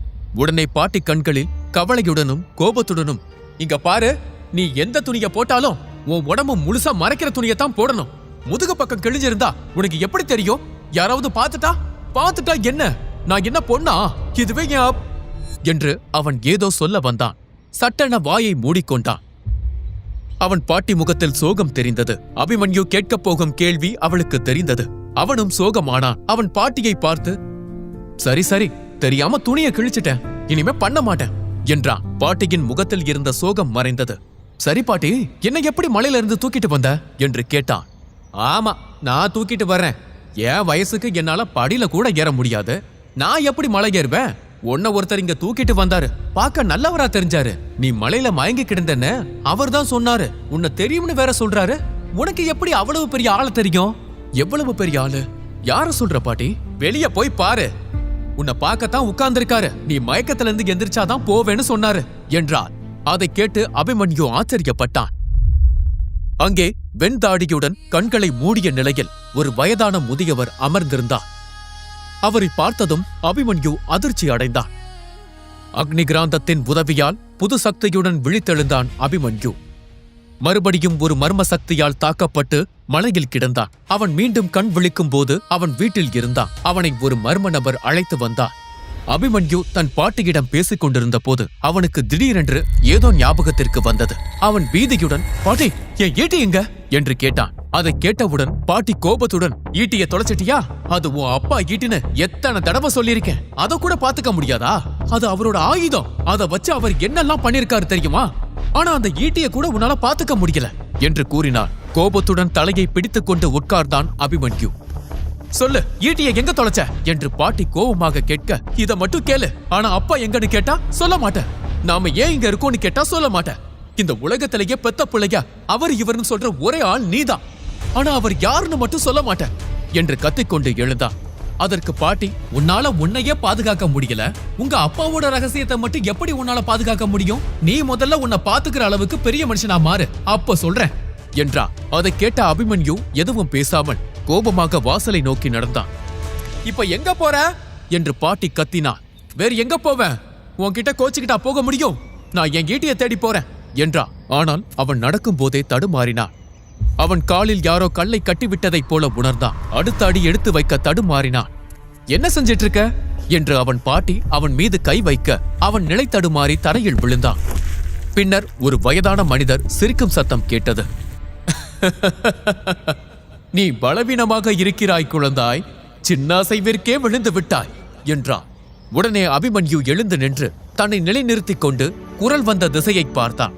தெய்வீக அம்சத்துடன் நீண்ட வெண்தாடியுடன் அமைதியின் உருவமாக நின்றிருந்த தாமாவை இமைக்காமல் பார்த்தான். அவனையும் அறியாமல் அவர் மேல் ஒரு பிணைப்பு உண்டானதை உணர்ந்தான். ஆனாலும் அதை வெளிப்படுத்திக் கொள்ளாமல், அப்படியெல்லாம் இல்லையே, நான் வலிமையானவன்தான் என்றான். பின்னர் அவன் சுவற்றை பிடித்துக்கொண்டு அவரை பார்த்து, சரி, என்ன சொல்றீங்களே, நீங்க வலிமையானவரா என்று கேட்டான். அதை கேட்டவுடன் அவன் பாட்டியிடம் இருந்து ஒரு அடி விழுந்தது. பெரியவங்க கிட்ட மரியாதையா பேசு என்றார். அதை கூறிவிட்டு அவள் வீட்டிற்குள் சென்றாள். அதை பார்த்த அந்த முதியவர் சிரிக்க ஆரம்பித்தார். நீ ஒரு அற்புதமான குழந்தை என்றார். பின்னர் அந்த முதியவர் தன் முதுகிற்கு பின்னால் இருந்த ஒரு ஈட்டியை எடுத்து அதை அபிமன்யுவை நோக்கி நீட்டினார். இதைத்தானே தேடுகிறாய் என்று கேட்டார். தங்க நிறத்தில் அந்த ஈட்டி பிரகாசித்தது. அதை கண்டதும் அபிமன்யு மகிழ்ச்சி அடைந்தான். பின்னர் அவன் முகம் மாறியது. ஏனெனில் அவன் ஈட்டி இப்போது குட்டையாக மாறியிருந்தது. அது அவனது இடுப்பின் அளவை விட மிக குள்ளமாக மாறியிருந்தது. இது ஏன் ஈட்டிதான்? ஆனா இது எப்படி இவ்வளவு குட்டையா மாறுச்சு? ஏன் ஈட்டி 5 அடி நீளம் இருந்தது, ஆனா இது இப்போ 2 அடி கூட இருக்காது போல. இதை கேட்ட முதியவர் சிரித்துவிட்டு அந்த ஈட்டியை இறுக்கி பிடித்து சுழற்றினார். அது மீண்டும் 5 அடிக்கு மாறியது. ஓ, ஈட்டிக்குள்ள என்ன இருக்குன்னே உனக்கு தெரியலையா என்றார். பின்னர் அவர் அபிமன்யு சுதாரிப்பதற்குள் அவனை நோக்கி வீசினார். திடீரென்று ஈட்டி தன்னை நோக்கி வருவதைக் கண்ட அபிமன்யு பயந்தான். ஏனென்றால் அவன் இதற்கு முன்பு ஒருபோதும் அதை பயன்படுத்தியதில்லை. அதை அவன் தோட்ட வேலைகளுக்கான கம்பு போலதான் பயன்படுத்தினான். ஆனால் இன்று அவனது கண்கள் பிரகாசித்தன. மழையில் நடந்தது அவன் ஞாபகத்திற்கு வந்தது. அவன் வேகமாக பாய்ந்து ஈட்டியை வேகமாக பிடித்து அதை மிக வேகமாக சுழற்றினான். அவன் தன் ஈட்டியை சுழற்றும் போது காற்று கூட உள்ளே வர முடியவில்லை. அவன் ஈட்டியை சுழற்றி ஒரு வீரனைப் போல தரையில் நங்கென்று இறங்கினான். அதைக் கண்ட முதியவர் ஆச்சரியப்பட்டார். இதை எங்கிருந்து கற்றுக்கொண்டார் என்று கேட்டார். உடனே அபிமன்யு, அது ரகசியம், அதெல்லாம் சொல்ல முடியாது என்றான். ஏனெனில் வந்திருப்பது தாமாதான் என அபிமன்யுவிற்கு தெரியும். அக்னி கிரந்தம் அவருக்கு சொந்தமானது. அப்படி இருக்கையில் அதில் இருந்துதான் அதை கற்றுக்கொண்டேன் என்று அவனால் எப்படி சொல்ல முடியும்? என்கிட்ட அவரோட புத்தகம் இருக்குன்னு தெரிஞ்சா இவர் என்ன கொன்னுடுவாரு என்று அபிமன்யு மனதிற்குள் நினைத்துக் கொண்டான். ஆனால் தாமா விடுவதாயில்லை. இந்த வித்தை உனக்கு யார் சொல்லிக் கொடுத்தது என்று விடாமல் கேட்டான். உடனே அபிமன்யு, சரி சொல்ற, என் தாத்தா மிக சிறந்த போர் வீரர். நான் சிறுவனாய் இருக்கும் போதே அவர் எனக்கு இதையெல்லாம் கத்துக் கொடுத்தார். அதோட என்ன சாதாரண பொடியன்னு நினைச்சிடாதீங்க. நான் பிரம்மபுரியிலேயே ரொம்ப இளமையான, திறமையான மற்றும் வலிமையான போர் வீரன் என்றான். அப்படியா என்று தாமா கேட்டார். அப்படித்தான். உங்களை காப்பாத்தினது யார் தெரியுமா? அது இந்த அபிமன்யுதான் என்றதும் உடனே தாமா, நீ எப்ப என்ன காப்பாத்தின? வானத்துல இருந்து விழுந்த என்ன தாங்கி பிடிச்சது என் நண்பன் நரசிம்மன் தானே. நீ அந்த சுற்று வட்டாரத்தில் கூட இல்லையே என்றா. இப்ப புரியுது, உங்களுக்கு வயசாகிடுச்சு, அதான் உங்களுக்கு எதுவும் தெரியல. நல்லா யோசிச்சு பாருங்க. உங்களை நரசிம்மர் காப்பாத்திருக்கலாம். ஆனா அவர் எப்படி அங்க வந்தாரு? எச்சரிக்கை ஜோதியை ஏத்துனதுனால தானே வந்தாரு. எச்சரிக்கை ஜோதியை யார் ஏத்துனது? போய் சந்தையில கேட்டு பாருங்க. மாவீரன் அபிமன்யு தான் அதை செஞ்சான்னு எல்லாரும் சொல்லுவாங்க. நான் மட்டும் நீங்க வானத்துல இருந்து விழுறத பார்த்து ஜோதிய ஒளிர வைக்கலைன்னா நரசிம்மரால மட்டும் இல்ல, யாராலையும் உங்களை காப்பாத்திருக்க முடியாது என்றான். அதை கேட்டதும் தாமா அதிர்ச்சி அடைந்தார்.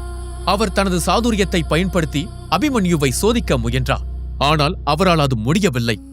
அதனால் அவர் ஆச்சரியத்துடன் அபிமன்யுவை பார்த்து, சரி, நான் வானத்திலிருந்து விழுந்ததை தரையில் இருந்து நீ எப்படி பார்த்தாய்? 3 சக்கரத்தை திறந்தவனால் மட்டும்தான் அதை செய்ய முடியும் என்று அவர் கேட்க, உடனே அபிமன்யு கோபத்துடன், இங்க பாருங்க, நீங்க ரொம்ப கேள்வி கேட்கிறீங்க. நான் தான் சொன்னனே, நான் இந்த பிரம்மபுரியிலேயே வலிமை வாய்ந்த வீரன். என் பார்வை என் ஈட்டியை விட கூர்மையானது. என்னால தூரத்துல இருந்தே தாக்குதலையும் ஆபத்தையும் உணர முடியும். ஏன் அந்த பொண்ணு, அவ பேர் என்ன, அருந்ததி, அவ ஏதோ பண்ணி எல்லார் கண்ணிலையும் மண்ண தூவன போது கூட எனக்கு ஒண்ணும் ஆகலையே. மத்தவங்க மாதிரி நான் தரைய பார்த்துட்டு நிக்கல, நான் நிமிந்து போற பார்த்தேன். உங்களுக்கு நம்பிக்கை இல்லையா? ஒரு வெள்ளப்புலி ரெக்கையோட வந்துச்சு. நீங்க நெருப்புல வில்ல உருவாக்குனீங்க. நரசிம்மர் இந்திரபுரிக்கு கேடயம் போட்டாரு. இதெல்லாம் எனக்கு எப்படி தெரியும்? இந்த ஒரு சிப்பாய்ங்க கூட அதை பார்க்கல. நான் தான் பார்த்தேன் என்றான். அபிமன்யு சொன்னதை கேட்க கேட்க தாமாவின் கண்கள் விரிவடைந்தது. அவர் ஆச்சரியத்துடன் அபிமன்யுவை பார்த்தார். ஆனால் அபிமன்யு அவரை பார்த்து, உங்க கேள்வியெல்லாம் முடிஞ்சிருச்சா? நீங்க ஒரு உதவி பண்ணீங்க, நான் ஒரு உதவி பண்ணேன். எல்லாம் சரியா போச்சு. இனிமே என்ன தொல்லை பண்ணக்கூடாது, என்ன தேடி வரக்கூடாது, சரியா என்று கேட்டான். அதை அவன் சொல்லி முடிக்கும் போது அவன் கழுத்தில் இன்னொரு அறை விழுந்தது. அபிமன்யு வேதனையில் ஆ என கத்தினான். அதை பார்த்து தாமா சிரிக்க ஆரம்பித்தார். அப்போது அபிமன்யுவின் பாட்டி, யாருக்கிட்ட எப்படி பேசணும்னு உனக்கு தெரியாதா? அவர் நம்ம தளபதியோட நண்பர். அது மட்டுமல்ல, அவர் ஒரு சிறந்த போர் வீரரும் கூட. நீ அவரோட வாக்குவாதம் செய்றியா? உனக்கு விளையாட்டு புத்தி அதிகமாயிருச்சு. முதல்ல அவருக்கு தேநீர் எடுத்துக்கொடு என்றான். அபிமன்யு தன் கழுத்தை தடவிக்கொண்டே தேநீரை பரிமாறத் தொடங்கினான். அப்போது அபிமன்யு தன் குரலை தாழ்த்தி கொண்டு, இங்க பாருங்க, எனக்கு நிறைய வேலை இருக்கு. இன்னும் 2 நாள்ல சதய விழாவோட மாவீரர் போட்டி அரங்கேற போகுது. அதுல வெற்றி பெற்றா பெரிய வெகுமதி கிடைக்கும். அதுல நான் பங்கேற்கணும். அதனால தயவு செஞ்சு தேநீரை குடிச்சிட்டு கிளம்புங்க. நான் என் பயிற்சியை துவங்கணும் என்றான். தாமா அவனை பார்த்து, சக்தியை எழுப்பி உனக்கு தாக்க தெரியுமா என்று கேட்டார். தெரியாது. போர் நுட்பம் கத்துக்கிற அளவுக்கு என்கிட்ட பணம் இல்ல. அதை கத்துக்க ஆசிரியர் வைக்கவும் பணம் இல்ல. ஆனா எப்படி தற்காத்துக் கொள்றதுன்னு எனக்கு தெரியும் என்றா. இதை கேட்டதும் தாமா தேநீர் கோப்பையை கீழே வைத்துவிட்டு, சரி வா, நடந்துட்டே பேசலாம் என்றார். பின்னர் அவர் அபிமன்யுவின் பாட்டியை பார்த்து, நான் கிளம்புறேம்மா. உங்க தேநீர் மிகவும் சுவையாக இருந்தது. அது என் காயங்களை ஆற்றியது. நான் மீண்டும் உங்களை சந்திக்க வருவேன் என்றார். ஐயா, என் பேரன் ஏதாவது தவறு செஞ்சிருந்தா தயவு செஞ்சு அவனை மன்னிச்சிருங்க என்றார். உடனே அபிமன்யு, பாட்டி, நான் அவரை சந்தைக்கு அழைச்சிட்டு போறேன். அவர் இன்னைக்குதான் பிரம்மபுரிக்கு வந்திருக்காரு. அவருக்கு எதுவும் தெரியாது. நான் அவருக்கு உதவ போறேன் என்றான். அபிமன்யுவின் புத்திசாலித்தனத்தை பார்த்த தாமா பிரமித்தான். சரி, அவரோட போ. ஆனா உதவி செய்யறேன்னு உபத்திரம் செய்யாதே என்றார். பின்னர் தாமாவும் அபிமன்யுவும் சந்தையை நோக்கி நடக்கத் தொடங்கினர். நான் உங்ககிட்ட ஒன்னு கேட்கலாமா என்று அபிமன்யு கேட்டான். கேளு, உனக்கு இல்லாத உரிமையா? என்ன இருந்தாலும் நீ ஒரு போர் வீரன். என் உயிரை வர காப்பாத்திருக்க. நீ என்ன வேணாலும் கேட்கலாம் என்றா. சரி, உங்க பெயர் என்ன? முதியவர் சிரித்துக்கொண்டே, என் பெயர் என்று அவர் யோசித்தார். பெயர் அப்புறம் சொல்றேன். போர்க்களத்துல என்ன எப்படி அழைப்பாங்கன்னு வேணா இப்ப சொல்றேன். போர்க்களத்தில் என்ன வேட்டை புலின்னு அழைப்பாங்க. என்னை கண்டு எதிரிகள் நடுங்குவாங்க. ஏன், உங்க நரசிம்மராலேயே என் வேகத்துக்கு ஈடு கொடுக்க முடியாது. அவர் என்கிட்ட தோற்று கூட போயிருக்கார் என்றா. உடனே அபிமன்யு சிரித்தான். உங்களுக்கு இவ்வளவு போய் ஆகாது.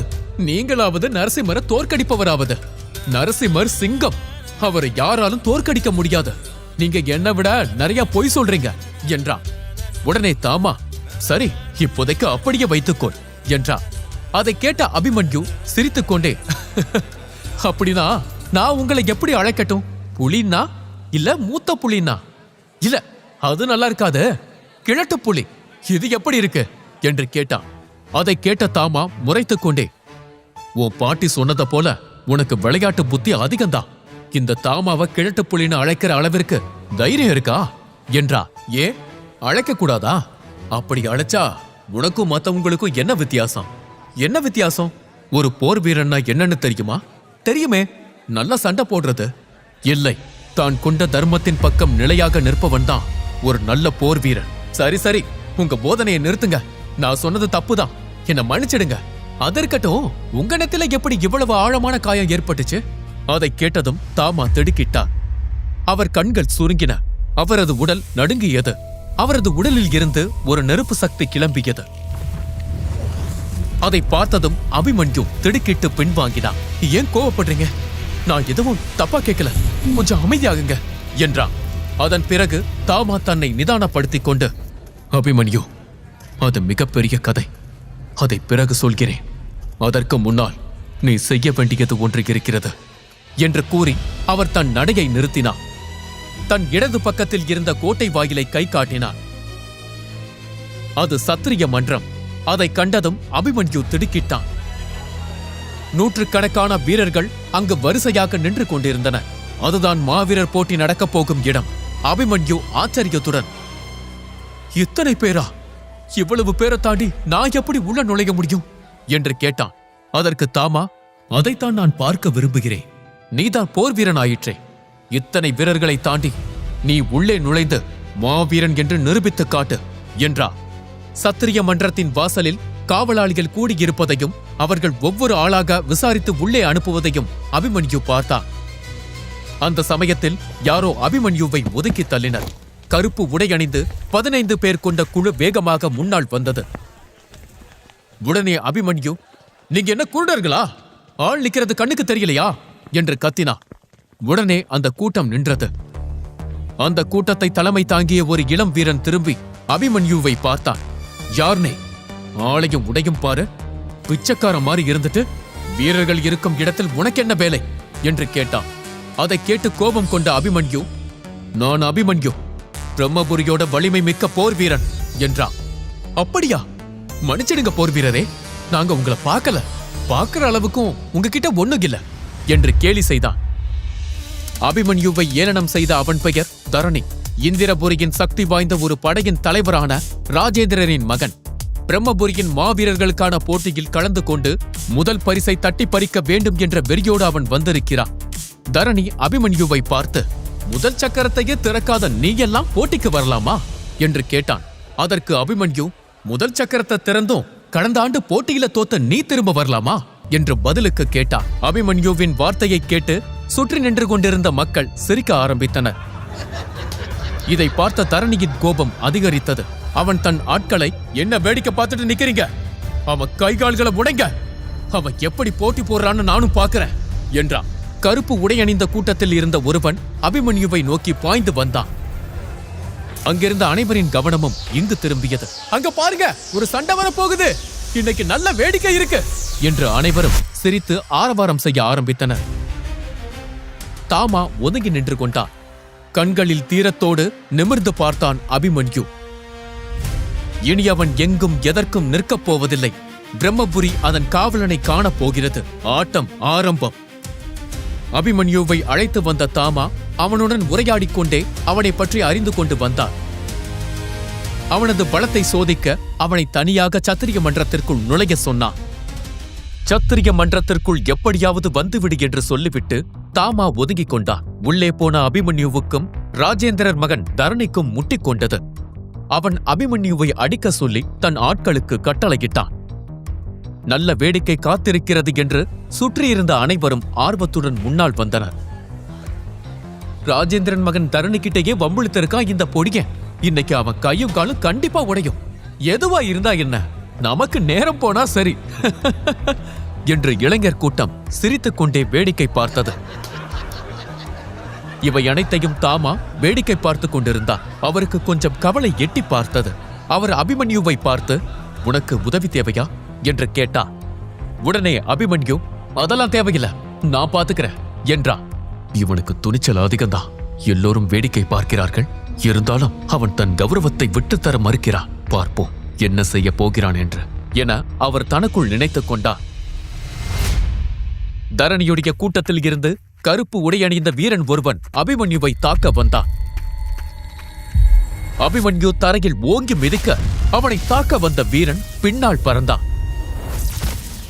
என்ன நடக்கிறதென்று யாருக்கும் புரியவில்லை. கீழே விழுந்த வீரன் அவமானத்தோடு எழுந்தான். அவன் முகத்தில் கோபம் நிறைந்திருந்தது. வேகமாக வாளை உருவிக்கொண்டு அபிமன்யுவை நோக்கி ஓடி வந்தான். அவன் வேகமும் வாழ்வீச்சும் அந்த இடத்தை புழுதியும் புயலுமாய் மாற்றியது. புழுதிக்குள் அபிமன்யுவும் அவனை தாக்க வந்த வீரனும் இருந்தனர்.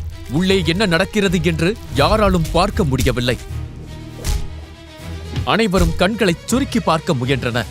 புழுதியும் தூசியும் எல்லோரின் பார்வையையும் மறைத்தது. ஆனால் தரையில் ஒரு சிறிய விரிசல் தோன்றியது மட்டும் அனைவருக்கும் தெளிவாக புலப்பட்டது. தரணியுடன் வந்தவர்கள் பெருமிதமாக நின்றனர். இவனால ஒரு அடி கூட தாங்க முடியாது, ஆனாலும் திமிரு மட்டும் மலையளவு இருக்கு என்று அவர்கள் சிரிக்க ஆரம்பித்தனர். அந்த சமயத்தில் கணீர் என்று கூர்மையான சத்தம் எழுந்தது. 2 இரும்புகள் ஒன்றோடு ஒன்று மோதி உருவாகும் சத்தம் அது. அபிமன்யுவின் ஈட்டி அந்த வீரனின் வாளை தடுத்தது. அபிமன்யு தன் ஈட்டியை சுழற்றி ஒரு தாக்கு தாக்கினான். வாளுடன் வந்தவன் வலியுடன் பறந்து போனான். தூரத்தில் இருந்த சுவரில் மோதி கீழே சரிந்தான். புழுதியும் புகையும் மெதுவாக கலைந்தது. கையில் ஈட்டியை பிடித்தபடி மூச்சு இழுத்துக் கொண்டே அபிமன்யு நின்றான். அதை பார்த்த அனைவரும் அதிர்ச்சியில் இருந்தனர். அபிமன்யு தோற்கப் போகிறான் என எல்லோரும் நினைத்திருந்தனர். ஆனால் அவன் வெற்றி பெற்றான். அதிலும் தன்னை விட வயதில் மூத்த ஒரு வீரனை தாக்கி வெற்றி பெற்றான். அபிமன்யு ஒரு வித ஏளனத்துடன் தரணியை பார்த்தான். அபிமன்யு தன்னை இப்படி பார்ப்பதை தரணியால் பொறுத்துக் கொள்ள முடியவில்லை. அவன் கோபத்தில் பக்கத்தில் இருந்த ஒருவனின் முதுகில் ஓங்கி அடித்தான். உடனே 2 வீரர்கள் அபிமன்யுவை நோக்கி பாய்ந்தனர். நிலைமை மோசமடைவதைக் கண்ட தாமா உள்ளே புகுந்தான். நிறுத்துங்கள், நிறுத்துங்கள் என்று கத்திக்கொண்டே முன்னால் வந்தார். அவர் அபிமன்யுவின் அருகே வந்து நின்றவர் தரணியை பார்த்து, போதும், நிறுத்துங்கள். இந்த புனிதமான சத்திரிய மன்றத்தை சண்டைக்கடையாக மாற்றாதீர்கள். போய் அவரவர் வேலையை பாருங்கள். இல்லையென்றால் இந்த வயதானவன் இளைஞர்களுக்கு பாடம் எடுக்க வேண்டியிருக்கும். நான் பாடம் எடுக்க துவங்கினால் எதிரில் நிற்பது யார் என்று பார்க்க மாட்டேன் என்றார். அவர் கடைசி வார்த்தையை கூறும்போது ஒரு மிரட்டல் போல இருந்தது. அது அனைவரையும் பயமுறுத்தியது. அந்த நேரத்தில் காவலாளிகள் அங்கு விரைந்து வந்தனர். அவர்களின் ஒருவரின் இடுப்பு பட்டையில் 2 நட்சத்திரம் தொங்கியது. அவர் தாமாவை பார்த்து, ஐயா, நான் தான் சத்திரிய மன்றத்தின் வெளிப்புற தளபதி. என் பேரு சகாதேவன். இங்கு உங்களை தொந்தரவு செய்யும்படி ஏதாவது நடந்திருந்தா நான் அதுக்கு மன்னிப்பு கேட்டுக்கிறேன் என்றார். தனக்கு முன்னால் நின்றிருக்கும் முதியவர் சாதாரணமான ஆள் இல்லை என்பதை சகாதேவன் ஒரே பார்வையில் புரிந்து கொண்டார். அதனால்தான் அவருக்கு அதிக மரியாதை காட்டினார்.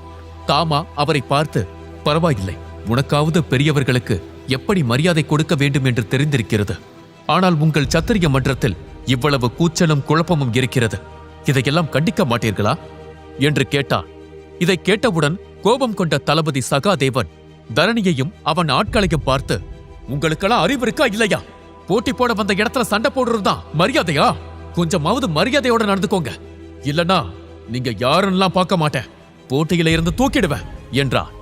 சகாதேவரின் கோபத்தை பார்த்தவுடன் தரணிக்கு வியர்க்க ஆரம்பித்தது. அவன் கொஞ்சம் பீதியுடன், இல்ல, நான் எதுவும் செய்யல, இவனும் இந்த கிழவனும் தான் சண்டைக்கு தொடங்கினாங்க என்றான். வாய மூடு. பெரியவங்க கிட்ட எப்படி நடந்துக்கணும்னு கூட தெரியல. நீ எல்லாம் ஒரு போர் வீரன். நான் தலைவர் ராஜேந்திரனை சந்திக்கணும்னு நினைக்கிறேன். அவர்கிட்ட நிறைய பேசணும். குறிப்பா உன்னை பத்தி. இது இப்படியே தொடர்ந்தா நீ அடுத்த தலைவரா மாறுறது சந்தேகம்தான் என்றார் சகாதேவன். தனது தந்தையின் பெயரை கூறியவுடன் தரணி நடுங்க ஆரம்பித்தான். தான் யார் என்று தெரியாததால் தான் தளபதி தன்னை திட்டுகிறார் என்று அவன் நினைத்துக் கொண்டிருந்தான். ஆனால் அவன் யார் என்று தெரிந்துதான் அவர் திட்டியிருக்கிறார். அதனால் இது மேலும் பெரிதாக வேண்டாம் என்று தரணி நினைத்தான். அதனால் விருப்பமே இல்லை என்றாலும் தாமாவை பார்த்து பயபக்தியுடன், என்ன மன்னிச்சிடுங்க, இனிமேல் இப்படி தவறு செய்ய மாட்டோம் என மன்னிப்பு கேட்டான். சகாதேவன் அவனை பார்த்து, போதும் போதும், உன் மன்னிப்பெல்லாம் குரு கடிதம் கொண்டு வந்திருக்கியா என்று கேட்டான். தரணி ஒரு கடிதத்தை கொடுத்தான். அதை வாங்கிக் கொண்டு சகாதேவர் அங்கிருந்த கூட்டத்தை பார்த்தான். பதிவு செய்வதற்கான நேரம் முடிந்துவிட்டது. மீதமுள்ளவர்கள் 6 மாதங்கள் காத்திருங்கள். அதை நினைத்து சோர்வடையாதீர்கள். இன்னும் வேகமாக இயங்குங்கள் என்றார். தளபதியின் வார்த்தைகளை கேட்டு அனைத்து வீரர்களும் ஏமாற்றமடைந்தனர். அவர்கள் தங்கள் வீடுகளுக்கு திரும்பத் தொடங்கினர். உடனே அபிமன்யு தைரியத்தோடு சகாதேவனை பார்த்து, தளபதி வணக்கம், என் பெயர் அபிமன்யு. நானும் இந்த போட்டியில் பங்கேற்க விரும்புகிறேன். தயவு செஞ்சு என் பெயரையும் எழுதிக்கோங்க என்றான். சகாதேவன் ஒரு கணம் தாமாவை பார்த்தார். பின்னர் அபிமன்யுவை நோக்கி, சரி, உன் கடிதத்தை எடு என்றார். அபிமன்யு தயக்கத்துடன், இல்ல, எனக்கு குரு இல்ல என்றார். சகாதேவனுக்கு ஒரு கணம் என்ன பேசுவது என்று தெரியவில்லை. அவர் அபிமன்யுவை தயக்கத்துடன் பார்த்து, என்ன மன்னிச்சிடு அபிமன்யு, குரு கடிதம் கண்டிப்பா கொண்டு வரணும். இது அரசருடைய உத்தரவு. சமீபத்துல பிரம்மபுரியில நிறைய அசம்பாவிதங்கள் நடந்திருக்கு. அதனால குரு கடிதம் இல்லாம யாரையும் அனுமதிக்க முடியாது. அவரது வார்த்தைகளை கேட்ட அபிமன்யுவின் முகம் சுருங்கி போனது. அவன் ஏமாற்றத்துடன் தலைகுனிந்து நடக்க ஆரம்பித்தான். அதே நேரத்தில் அவன் காதில் ஒரு குரல் விழுந்தது. நான் தான் அபிமன்யுவின் குரு. என் பெயர் ஆச்சாரிய தாமா. உங்கள் அரச காவலர்கள் என் நண்பர்கள். என் மீது உங்களுக்கு ஏதாவது சந்தேகம் இருந்தால் நீங்கள் அவர்களிடம் என்னை பற்றி கேட்டு தெரிந்து கொள்ளலாம். இதோ என் ராஜ முத்திரை. இதை வைத்துக்கொண்டு அவனை சேர்த்துக் கொள்ளுங்கள் என்றார். பின்னர் தாமா தனது கையை நீட்டினார். அவர் உள்ளங்கையில் வட்ட வடிவில் சக்கரம் போல முத்திரை இருந்தது. அதை பார்த்த தளபதி சில நொடிகள் ஆச்சரியத்தில் நின்றார். ஐயா, நான் உங்களை இதுக்கு முன்னாடி பார்த்ததில்ல. நீங்க எந்த பதவியில இருக்கீங்கன்னு தெரிஞ்சுக்கலாமா என்றதும் அதற்கு தாமா, நீங்கள் என் முத்திரையை சரியாக பார்க்கவில்லை என்று நினைக்கிறேன். இது அரச குடும்பத்தினரால் குறிப்பிட்ட நபர்களுக்கு மட்டும் வழங்கப்படும் ரகசிய முத்திரை. தெரியவில்லை என்றால் உங்கள் மேல் அதிகாரிகளிடம் கேட்டு தெரிந்து கொள்ளுங்கள் என்றார். உடனே சகாதேவன், ஐயா, என்ன மன்னிக்கணும். இந்த முத்திரையை இப்ப எல்லாம் அடிக்கடி பார்க்க முடியறதில்ல. உண்மையை சொல்லணும்னா என் ஒட்டுமொத்த வாழ்க்கையில இந்த முத்திரையை நான் 2 முறை தான் பார்த்திருக்கேன். அதனால என்ன தவறாக நினைக்க வேண்டாம். உடனே தாமா, சரி, உங்கள் பேச்சை நான் நம்புகிறேன். முதலில் எனக்கு ஒரு துண்டு காகிதத்தை கொடுங்கள். நானே கடிதம் எழுதி தருகிறேன். புது புது விதிகள் எல்லாம் போடப்படுகிறது. இந்திரபுரியில் என்ன நடக்கிறது என்றே புரியவில்லை என்றார். அதன் பிறகு சகாதேவன் கையசைக்க ஒரு சிப்பாய் வேகமாக ஓடி வந்தான். அவன் மரியாதையுடன் தாமாவை வணங்கி காகிதத்தை கொடுத்தான். தாமா அதை வாங்கி தன் முத்திரையை அதில் ஆழமாக பதித்தான். அந்த முத்திரை காகிதத்தில் படிந்ததும் முன்பை விட இன்னும் பிரம்மாண்டமாக தெரிந்தது. அதை பார்த்தவுடன் சகாதேவன் தாமாவின் காலில் விழப்போனார். தாமா தடுத்து நிறுத்தி மெதுவாக, தளபதி, என்ன செய்கிறீர்கள்? இதெல்லாம் வேண்டாம். நான் யார் என்று இங்க இருக்கும் யாருக்கும் தெரியாது, குறிப்பாக அபிமன்யுவிற்கு. அதனால் என் அடையாளத்தை அவனிடம் காட்டிக் கொடுத்து விடாதீர்கள் என்று கூறினார். சகாதேவர் வேகமாக தலையாட்டினார். பின்னர் தாமா அபிமன்யுவை பார்த்து புன்னகையுடன், உனது பெயர் பதிவு செய்யப்பட்டு விட்டது. அதற்கான ஒப்புதல் கடிதத்தை வாங்கிக்கொள். நாளை சரியான நேரத்தில் போட்டிக்கு வந்து சேரு, அன்புமித்ரா என்றார். அதை கேட்டவுடன் தளபதி சகாதேவன் வாயை பிளந்தார். தாமா இந்த சிறுவனை நண்பன் என்று அழைக்கிறாரா என்று ஆச்சரியப்பட்டான். கடிதத்தை வாங்கிக் கொண்டு அபிமன்யு துள்ளி குதித்தார். மித்ராவா, நீங்க உண்மையிலேயே எனக்கு நண்பனா இருக்க விரும்புறீங்களா? உடனே தாமா சிரித்துக் கொண்டே, ஏன் கூடாது? நீதான் பிரம்மபுரியிலேயே வலிமையான போர் வீரனாகிற்றே. என்னை காப்பாற்ற வேறு செய்திருக்கிறாய். உன்னை போன்ற ஒருவனை நண்பனாக்கிக் கொள்வது எனக்கு நல்லதுதானே? அபிமன்யு உற்சாகத்துடன் தாமாவை பார்த்து, நீங்க யாருன்னு முழுசா எனக்கு தெரியாது. ஆனா நீங்க செஞ்ச இந்த உதவிய நான் என்னைக்கும் மறக்க மாட்டேன். ஒரு நாள் நீங்க செஞ்ச உதவிக்கு நிச்சயமாக நான் கைமாறு செய்வேன் என்றான். அபிமன்யு உள்ளுக்குள் துள்ளி குதித்துக் கொண்டிருந்தான். பின்னர் தாமா அவனை பார்த்து, அபிமன்யு, ஒன்றை மட்டும் மனதில் வைத்துக்கொள். நாம் நண்பர்கள்தான். ஆனால் அதை நீ வேறு யாரிடமும் சொல்லக்கூடாது என்றான். அபிமன்யு சிறிது நேரம் யோசித்துவிட்டு, சரி, நான் சொல்ல மாட்டேன். ஆனா நீங்களும் வேட்டை புலின்னு கதை விடாதீங்க. உங்க பெயர் ஆச்சாரிய தாமா தானே? நான் உங்களை எப்படி கூப்பிடட்டும்? தாமானு கூப்பிடவா என்றான். தாமா சிரித்தார். பின்னர் தாமா தனது பையில் கைவிட்டு ஒரு கல்லை வெளியே எடுத்தார். அது பச்சை நிறத்தில் மாணிக்கம் போல பளபளப்பாக இருந்தது. இதை வைத்துக்கொள் என்றார். என்ன இது? இது ஒரு வகையான எச்சரிக்கை கல். உனக்கு ஏதாவது ஆபத்து என்றால் இதை உடை. அடுத்த கணம் நான் வருவேன் அல்லது என் உதவி வரும் என்றார். நன்றி என்று அபிமன்யு கல்லை வாங்கிக் கொண்டான். பின்னர் தாமா அவனை பார்த்து, நான் இப்போது கிளம்ப வேண்டும் என்றார். அபிமன்யு கவலையுடன், அப்படின்னா நாம மீண்டும் சந்திக்க முடியாதா? தாமா சிரித்தார். முழு நிலா தோன்றும் போது காற்று பலமாக வீசும். அப்போது மலையுச்சிக்கு வா. ஆனால் கொஞ்சம் கவனமாக இரு என்றார். பின்னர் இருவரும் அபிமன்யு வீட்டை நோக்கி நடந்தனர். சிறிது தூரம் சென்ற பிறகு அபிமன்யு திரும்பி பார்த்தான். தாமாவை காணவில்லை. இதை சகாதேவன் கவனித்தார். தாமா தன் இறக்கைகளை விரித்து ஒரு பறவை போல பறந்தான். அதைக் கண்டு சகாதேவன் ஆச்சரியத்தில் நின்றான். ஏனெனில் அது சாதாரண வீரர்களால் முடியாத ஒன்று. தளபதி நரசிம்மர் போன்ற வலிமையான மாவீரர்களுக்கு மட்டுமே சாத்தியம். யார் இந்த முதியவர் என்று சகாதேவன் உள்ளுக்குள் ஆச்சரியப்பட்டான். சந்தையில் அருந்ததி தோன்றிய போது அவள் அனைவரின் கண்களையும் ஒரு விசேஷ சக்தியால் மூடிவிட்டாள். அதனால் அங்கிருந்த யாரும் தாமாவை சரியாக கவனிக்கவில்லை. அதனால் இப்போது வந்தவர்தான் அங்கு வந்தவர் என்று யாருக்கும் தெரியாது. தாமா கொடுத்த கடிதத்தை சகாதேவன் பார்த்தார். அதை இறுக்கமாக பிடித்தபடி அரண்மனைக்குள் நடக்க ஆரம்பித்தார். அவரது காவலாளிகள் அமைதியாக அவரை பின்தொடர்ந்தனர். சத்திரிய மன்றம் சப்த சேனர்களில் ஒருவரால் நிறுவப்பட்டது. அங்கு சிறப்பு வாய்ந்த வீரர்கள் உருவாக்கப்படுகிறார்கள். அவர்களை தேவ வீரர்கள் என்று அழைப்பார்கள். தேவ வீரராக வேண்டும் என்ற எண்ணம் கொண்ட இளைஞர்கள் சத்திரிய மன்றத்தில் தங்கி அங்கே பயிற்சி பெறுவார்கள். 6 மாதங்களுக்கு ஒருமுறை அங்கு புதிய உறுப்பினர்கள் சேர்க்கை நடக்கும். அதற்காக இந்திரபுரியின் பல இடங்களில் இருந்து பலரும் வருவார்கள். அங்கிருக்கும் ஒரு புனித ஆயுதம்தான் சீடரை தேர்ந்தெடுக்கிறது. அதை தொட முயற்சி செய்யும் ஒவ்வொருவரையும் அது பரிசோதிக்கும். அது ஒப்புதல் கொடுத்தால்தான் ஒருவர் சீடனாக முடியும். ஒப்புதல் இல்லையெனில் அவரை உடனே வெளியே அனுப்பிவிடுவார்கள். 5000 ஆண்டுகளாக இந்த ஆயுதம் யாரையும் ஏற்றுக்கொள்ளவில்லை. அதனால் பலர் இது ஒரு உண்மையல்ல, கட்டுக்கதை என்று நினைக்க ஆரம்பித்தனர். நேரம் ஓடியது. இரவு சூழ்ந்தது. அபிமன்யு வீட்டில் படுத்தபடி ஆழமாக யோசித்துக் கொண்டிருந்தான். அப்போது திடீரென காற்று பலமாக வீசியது. அபிமன்யு பாய்ந்து எழுந்து வெளியில் வந்து வானத்தை பார்த்தான். முழு சந்திரன் அந்த இரவை ஒளியால் நிரப்பியிருந்தது. அவன் முகத்தில் உடனே மகிழ்ச்சி பரவியது. அவன் வேகமாக மலையுச்சியை நோக்கி ஓடினான். பாறைகள், கற்கள் என எதையும் பொருட்படுத்தாமல் அவன் மேலே ஏறி உச்சியில் வந்து நின்றான். சுற்றிலும் பார்த்தான். எதுவும் இல்லை. அந்த இடம் முற்றிலும் அமைதியாக இருந்தது. யாரை தேடுகிறாய் என்று ஒரு உரத்த குரல் கேட்டது. அபிமன்யு வேகமாக திரும்பி பார்த்தான்.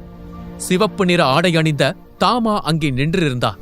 அவரின் நெற்றியில் இருந்த அதே காயம் தெளிவாக தெரிந்தது.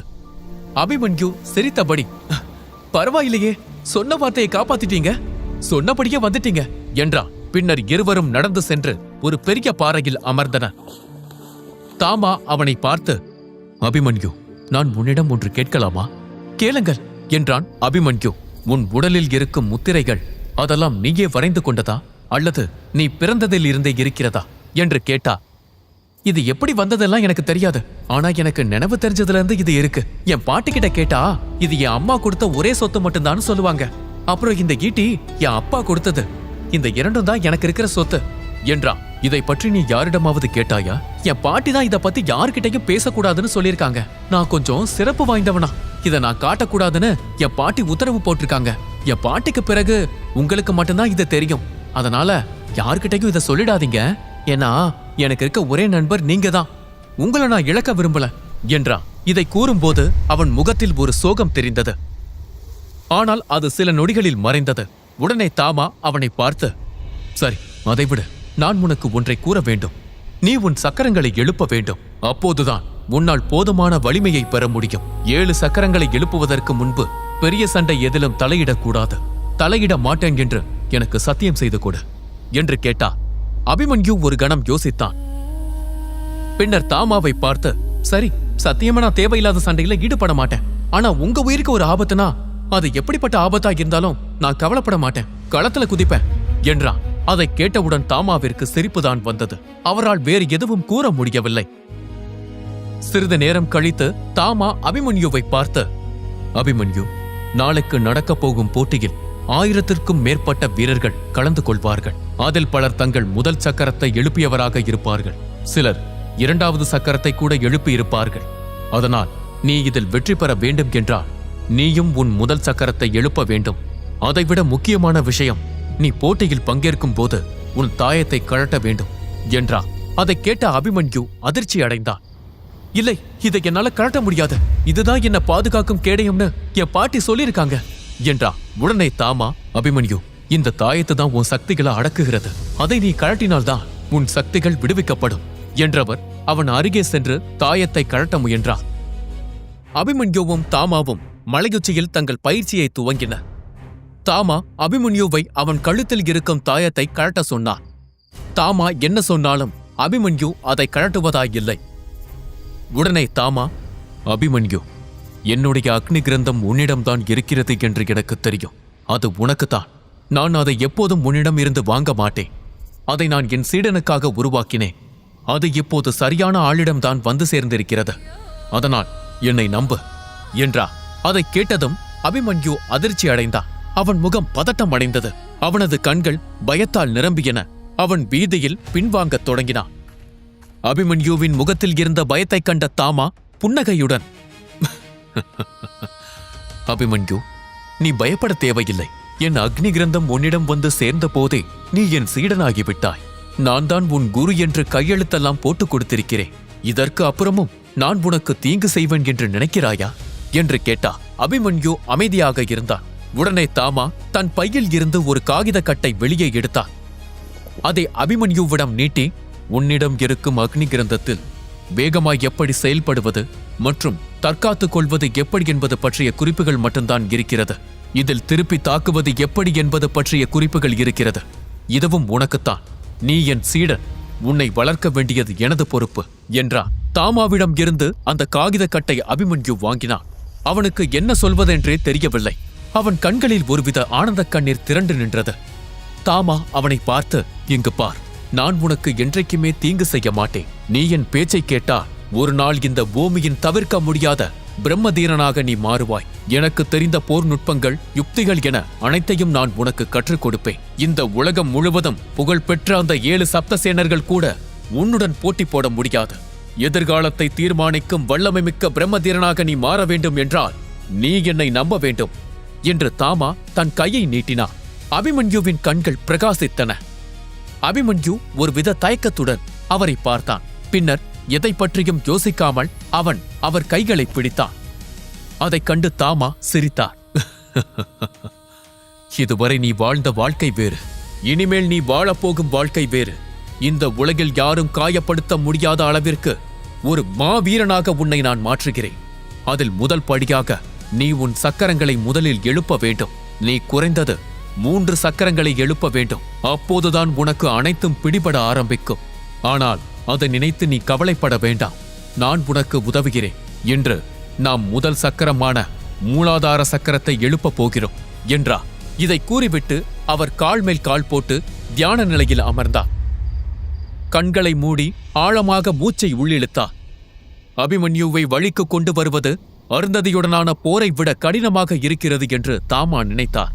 தாமாவின் வார்த்தைகளை கேட்டதும் அபிமன்யு உற்சாகத்தில் துள்ளி குதித்தான். நீங்கள் உண்மையிலேயே எனக்கு உதவ போறீங்களா? சக்கரத்தை எப்படி எழுப்புறதுன்னு எனக்கு கத்துக் கொடுக்க போறீங்களா? அந்த நுட்பத்தை எனக்கு தரப்போறீங்களா என்று ஆர்வத்துடன் அடுக்கடுக்காக கேட்க ஆரம்பித்தான். மூச்சு விடாமல் பேசிய அபிமன்யுவை பார்த்து தாமா சிரித்தார். பொறுமை பொறுமை, ஏன் இவ்வளவு அவசரம்? நான் உனக்கு உதவுகிறேன் என்றுதான் சொன்னேன். அந்த நுட்பத்தை தருவேன் என்று சொல்லவில்லை. நான் உனக்கு வழிகாட்டுவேன், நீதான் அதை கண்டுபிடிக்க வேண்டும் என்றார். அதை கேட்டதும் அபிமன்யுவின் முகம் சுருங்கியது. அவன் சோகத்தோடு பாறையில் அமர்ந்தான். அதற்குள் சோர்வடைந்தால் எப்படி? நீ பார்க்க வேண்டியது இன்னும் நிறைய இருக்கிறது. இந்த உலகத்தில் எல்லாவற்றுக்கும் ஒரு விலை இருக்கிறது. கஷ்டப்படாமல் எதுவும் கிடைக்காது என்றார். சிறிது நேரம் அவனை கவனித்து பார்த்த தாமா தொடர்ந்தான். முதலில் உன் தாயத்தை கழட்டு. அதற்குள் ஒரு தெய்வீக ரத்தினம் இருக்கிறது. அது உன் சக்தியை உறிஞ்சிக் கொண்டு உன்னை அடக்கி வைத்திருக்கிறது. நீ உன் சக்தி குறைவாக இருக்கிறது என்று நினைக்கும் தருணத்தில் இதை கழட்டினால் மட்டும் உன் முழு சக்தி வெளியில் வரும். பெரும்பாலும் எதிரிகள் தூரத்திலிருந்தே தாக்குவார்கள். அதனால் தாயத்தை கழட்டுவதால் உனக்கு ஆபத்து எதுவும் வராது. உண்மையை சொன்னால் நன்மைதான் நடக்கும் என்றார்.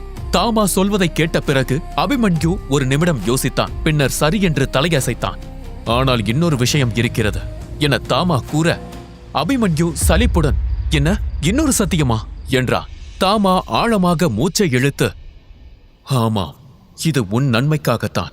அக்னி கிரந்தத்துக்காக எவ்வளவு பெரிய சண்டை நடந்தது என்று நீ பார்த்தாயே, அதை நீ காப்பாற்ற முடியும் என்று உண்மையிலேயே நினைக்கிறாயா என்றார். அபிமன்யு கண் சிமிட்டி, அப்படின்னா அதை திருப்பி கேட்கிறீங்களா என்றார். தாமா மெதுவாக, திருப்பி கேட்கவில்லை, அதை பயன்படுத்தாதே என்று சொல்கிறேன். அபிமன்யு உடனே, பயன்படுத்த முடியாத புத்தகத்தை நான் ஏன் வச்சிருக்கணும் என்றார். கொஞ்சம் கவனமாக கேள். இந்த புத்தகத்தை நீ பயன்படுத்தலாம், ஆனால் முதலில் உன்னால் அதை காப்பாற்ற முடியும் என்ற நம்பிக்கை உனக்குள் வர வேண்டும். நீ வலிமையானவராக மாறும் வரை இதில் இருக்கும் நுட்பங்களை பொது இடத்தில் பயன்படுத்தாதே. ஏனென்றால் இங்கிருக்கும் நுட்பங்கள் எல்லாம் தனித்துவமானவை. நீ அதை பயன்படுத்தினால் புத்தகம் உன்னிடம்தான் இருக்கிறது என்று எல்லோருக்கும் தெரிந்துவிடும் என்றார். தாமா கூறிய ஒவ்வொரு வார்த்தையும் அபிமன்யு கவனமாக கேட்டான். அவனுடைய வாழ்நாளில் இதுவரை அவன் யார் பேச்சையும் இந்த அளவிற்கு கேட்டதில்லை.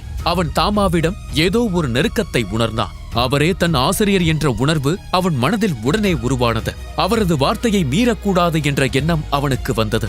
அதனால் அவன் தன் ஈட்டையின் கூர்மையான முனையை இறுக்கி பிடித்தான். அவன் கையில் கீறல் பட்டு ரத்தம் வந்தது.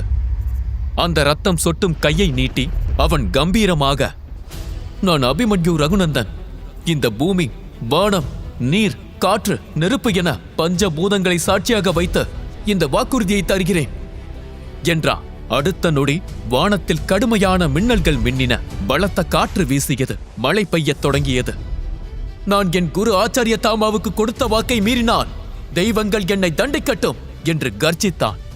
இதை கூறிவிட்டு தாமாவின் முன் மண்டியிட்டு அமர்ந்தான். இதைக் கண்ட தாமா உடனடியாக அவனை மேலே தூக்கினார். அபிமன்யு தயாராகிவிட்டான் என்பதை தாமா புரிந்து கொண்டார். அவர் அமைதியாக, அபிமன்யு, உன் சட்டையை கழற்று. அந்த கல் மேடையில் உட்கார், தாயத்தையும் கழற்றி வை என்றார். தாமா சொன்னபடியே அபிமன்யு தனது ஆடைகளை கழற்றினான். அவன் உடலில் இருந்த முத்திரைகள் தெளிவாக தெரிந்தன. அந்த மர்மமான முத்திரைகளுக்கு மத்தியில் சில பழங்கால வார்த்தைகள் தென்படுவதை தாமாவால் பார்க்க முடிந்தது. தாமாவால் அதிர்ச்சியாகாமல் இருக்க முடியவில்லை. ஐம்பூதத்தையும் ஒன்றாய் இணைக்கும் வித்தை இவனுக்குள் இருக்கிறதா? உண்மையில் இவன் யார் என்று தன் மனதிற்குள் கேட்டுக்கொண்டார். அபிமன்யு தன் தாயத்தை கழற்றப் போகிற நேரத்தில் வானத்தில் இருந்து ஒரு மின்னல் பாய்ந்து வந்தது. அது அருகில் இருந்த ஒரு மரத்தில் பட்டு அந்த மரம் உடனே தீப்பற்றி எரிந்தது. ஒரு நிமிடத்தில் அந்த மரம் எரிந்து சாம்பலானது. அதை பார்த்த அபிமன்யு கொஞ்சம் பயந்தான். அவன் மெதுவாக, ஆச்சாரியரே, இது சரியான நேரம்தானா? இன்னைக்கு வானிலை கொஞ்சம் மோசமா இருக்கு என்றான். அவன் கண்களில் இருந்த பயத்தை தாமா கவனித்தார். பயப்படாதே, நீண்ட நாள் அடைந்திருந்த ஒன்று வெளியில் வரும்போது இயற்கை அதை வரவேற்கும். அதற்கான அறிகுறிதான் இது என்றார். உனது சக்தி மின்னல் என்பது உனக்கு தெரியவில்லை. மின்னல்கள் அனைத்தும் உன் பேச்சை கேட்கும். ஆனால் நீ அதை பார்த்து பயப்படுகிறாய். உன் விதி விசித்திரமானது என்று தனக்குள் நினைத்துக் கொண்டார். அபிமன்யு உடல் முழுக்க ஆங்காங்கு விசித்திரமான முத்திரைகள் இருந்தன. அதைக் கண்டு தாமா திடுக்கிட்டார். அற்புதம், அதி அற்புதம்! இவை அனைத்தும் தெய்வீக சின்னங்கள். அபிமன்யு, நான் இதை மீண்டும் கூறுகிறேன். ஒரு நாள் நீ இந்த உலகில் இருக்கும் அனைத்து பிரம்ம சக்திகளையும் அடைந்து இந்த பூமியின் பிரம்மதீரனாக மாறுவாய் என்று கர்ஜித்தார். அந்த சமயத்தில் அவர்கள் இருந்த மலையில் இருந்து வெகு தொலைவில் இருந்த அரச மாளிகையில் பேரரசர் உத்தமராய திடுக்கிட்டு எழுந்தார். அவர் அரண்மனை முற்றத்தில் நின்று கொண்டு தூரத்தில் இருந்த மலையை அதிர்ச்சியுடன் பார்த்தார். அவருக்கு ஏதோ ஒன்று தவறாக தெரிந்தது. அவர் உடனே தளபதி நரசிம்மரை அழைத்தார். நரசிம்மர் வேகமாக வந்தார். மகாராஜா, என்னை ஏன் அழைத்தீர்கள் என்று கேட்டார். உத்தமராயர் தூரத்தில் இருந்த மலையை காட்டினார். அங்கு மின்னலும் இடியும் மாறி மாறி வெடித்தது. பலத்த காற்று வீசியது. பேய் மழை பொழிந்தது. மகாராஜா, இயற்கையின் சீற்றம் கொஞ்சம் அதிகமாகத்தான் இருக்கிறது என்றார் நரசிம்மர். உத்தமராயர் எதுவும் சொல்லாமல் ஒரு பார்வை பார்த்தார். அந்த பார்வையில் 1000 கேள்விகள் இருந்தது. மகாராஜா, கவலைப்படாதீர்கள். ஏதாவது தெய்வீக சக்தி விழித்தெழுந்திருக்கும். நான் எனது சக்தி கேடயத்தை நமது ராஜ்யத்தின் மீதும் அரண்மனையின் மீதும் போர்வை போல போர்த்தியுள்ளேன். ராஜ்யத்திற்கு எந்த ஆபத்தும் வராது என்றார். உத்தமராயர் நரசிம்மரை நோக்கி நடந்து வந்து, அந்த தெய்வீக சக்தி நல்லதா கெட்டதா என்று கேட்டார். அதற்கு மேல் அவர் எதுவும் கேட்கவில்லை. நரசிம்மர் ஒருவித தயக்கத்துடன், மகாராஜா, இந்த உலகில் நல்ல சக்தி கெட்ட சக்தி என எதுவும் இல்லை. அது யாருடைய கையில் இருக்கிறது என்பதில்தான் அதன் திசை மாறும். இன்று ஒரு தெய்வீக சக்தி விழித்திருக்கிறது என்பது உண்மை. ஆனால் அது கெட்டவர்களின் கைகளில் போகாது என நம்புகிறேன். நான் என் முன்னோர்களிடம் வேண்டுவது ஒன்றே ஒன்றுதான். இந்திரபுரியில் புதிய பிரச்சனைகள் எதுவும் எழக்கூடாது என்றார். இவர்கள் இங்கு பேசிக் கொண்டிருக்க மலையுச்சியில் வைத்து தாமா அபிமன்யுவிற்கு ஒவ்வொன்றையும் சொல்லிக் கொடுத்துக் கொண்டிருந்தார். அபிமன்யு கண்களை மூடிக்கொண்டு அவர் சொல்லும் அனைத்தையும் செய்து கொண்டிருந்தார். அபிமன்யு இதற்கு முன்பு ஒரே இடத்தில் இவ்வளவு நேரம் இருந்ததில்லை. தூங்கும் நேரத்தை தவிர அவன் அமைதியாய் இருக்கும் நேரம் மிக குறைவு. ஆனால் இன்று அவன் பயபக்தியுடன் குருவின் போதனைகளை கேட்டுக்கொண்டிருந்தான். தாமாவின் ஒரு கை அபிமன்யுவின் தலையில் இருந்தது. அவரது கையில் இருந்து சூரிய ஒளி போல மஞ்சள் ஒளி ஒன்று மெதுவாக வெளியேறியது. அது அபிமன்யுவின் தலைக்குள் ஊடுருவியது. அபிமன்யுவின் உதடுகள் தாமா சொல்லிக் கொடுத்த மந்திரத்தை உச்சரிக்க தொடங்கியது. அபிமன்யு மந்திரத்தை உச்சரிக்க கொட்டும் மழை ஒரு நொடி நின்று பெய்தது. அவனை சுற்றி சிதறி கிடந்த ஒளியெல்லாம் அவனை நோக்கி வரத் துவங்கியது. மின்மினி பூச்சிகள் சிலை மீது அமர்வதைப் போல அவனது உடல் முழுக்க ஒளிப்புள்ளிகளாக இருந்தது. அவன் ஒரு மனித மின்மினி பூச்சி போல இருந்தான். அவன் உடலில் இருந்த எண்ணற்ற முத்திரைகளில் ஒரு முத்திரை ஒளிரத் தொடங்கியது. அது ஆகாயத்தை குறிக்கும் முத்திரை. மேகங்கள் நடுங்க ஆரம்பித்தது. வானத்தை பிளந்தபடி ஒரு பயங்கரமான மின்னல் நேராக அபிமன்யுவை நோக்கி பாய்ந்தது. அது அவனது உடலில் அம்பு போல இறங்கியது. அந்த நொடியிலேயே அபிமன்யுவின் உடல் தெய்வீக ஒளியால் பிரகாசிக்க ஆரம்பித்தது. அபிமன்யுவின் உடல் நடுங்க ஆரம்பித்தது. வெடித்து சிதறப்போகும் பீங்கான் போல அவனது உடல் மாறியது. சிலந்தி வலை போல உடல் முழுக்க விரிசல் தோன்றியன. அதை பார்த்த தாமா பதட்டமாக, அபிமன்யு, அபிமன்யு, உனக்கு ஒன்றும் இல்லைதானே? நன்றாகத்தானே இருக்கிறாய் என்று கேட்டா. ஆனால் அபிமன்யுவிடம் இருந்து எந்த பதிலும் வரவில்லை. அவனது உடலில் இறங்கிய சக்தி காட்டாறு போல ஓடியது. அதில் முழு கவனம் போய்விட்டதா அவனுக்கு தாமாவின் குரலும் கேட்கவில்லை. சில நொடிகளில் அபிமன்யு வலியால் அலறினான்.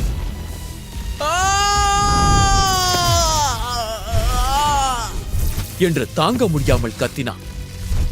அபிமன்யுவின் உடல் முழுவதும் இருந்த அந்த விரிசல்கள் இன்னும் பெரிதாகி அதிலிருந்து பிரகாசமான ஒளி வெளியேறியது. இப்படியே தொடர்ந்தால் அவன் உடல் வெடித்து சிதறிவிடும் என்ற பயம் தாமாவுக்கு வந்தது. ஐயோ கடவுளே, இந்த மின்னல் ஏன் இப்படி மீண்டும் மீண்டும் அவன் மேல் விழுகிறது? இந்த அப்பாவி குழந்தை கொல்லப்பட வேண்டும் என்று தெய்வங்கள் விரும்புகின்றனவா என்று அவர் பயந்தார். ஆனால் அபிமன்யுவின் உடல் இன்னும் பிரகாசமாக மாறிக்கொண்டே இருந்தது. மின்னல்கள் தொடர்ந்து அவன் உடலில் இறங்கின. அதே நேரத்தில் வெகு தொலைவில் இருந்த அரண்மனையில் உத்தமராயரும் நரசிம்மரும் வானத்தை பார்த்தபடி நடந்ததை கவனித்துக் கொண்டிருந்தனர். நரசிம்மரே, என்ன நடக்குது என்று உத்தமராயர் கேட்டார். மகாராஜா, யாரோ மின்னலின் சக்தியை வரவழைத்திருக்கிறார்கள் என்றார். இந்த அளவிற்கு மின்னல்களை வரவழைப்பது யார்? ஏதோ பேரழிவு போல இருக்கிறது. அங்கு என்ன நடக்கிறது என்பதை தெரிந்து கொள்ள வேண்டும் என்றார் உத்தமராயர். அரசே, நான் இப்போது அங்கு சென்றால் அரண்மனையை பாதுகாக்க ஆள் இருக்க மாட்டார்கள். நீங்கள் அதை பற்றி அதிகம் யோசிக்காதீர்கள். காற்றும் மழையும் கோரதாண்டமும் ஆடுகிறது. அனைத்தும் அடங்கட்டும், நானே நேரில் சென்று பார்க்கிறேன் என்றார் நரசிம்மர். இதற்கிடையில் மலையுச்சியில் இருந்த அபிமன்யுவின் நிலை மோசமடைய ஆரம்பித்தது. அபிமன்யு, கவனமாக கேள். இப்போது உன் உடலில் கூடி கிடக்கும் சக்தியை நீயே அடக்க வேண்டும். அந்த சக்தியை உன் முதல் சக்கரத்துக்குள் அனுப்பு. அதை எழுப்ப முயற்சி செய். இந்த சக்தி இப்போது உன்னுடையது. நீ சொல்லும் கட்டளையை அது கேட்கும். வலியை தாங்கினால்தான் உண்மையான வீரனாக முடியும். மரணத்திற்கும் வெற்றிக்கும் இடையே ஒரே கோடுதான். அதை கடப்பவனே மாவீரன் என்றார். தாமா சொன்ன எதையும் அபிமன்யுவால் முழுதாய் கேட்க முடியவில்லை. அவனது உடல் வலியிலும் வேதனையிலும் துடித்தது. மலையே உடைந்து விழும்படி அவன் கர்ஜித்தான்.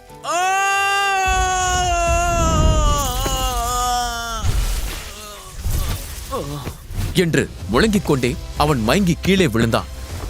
அந்த நொடியிலே மின்னலும் மழையும் நின்றது. உலகமே ஒரு கணம் நின்றது போல ஒரு ஆழமான அமைதி நிலவியது. அதை பார்த்த தாமா வியப்பில் நின்றா. நம்பவே முடியல. இவ்வளவு சக்தியை இவன் எப்படி தாங்கினா?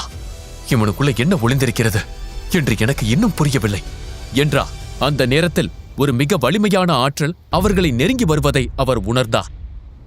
அபிமன்யுவை மறைக்க வேண்டும் என்று தாமா உடனே முடிவு செய்தார்.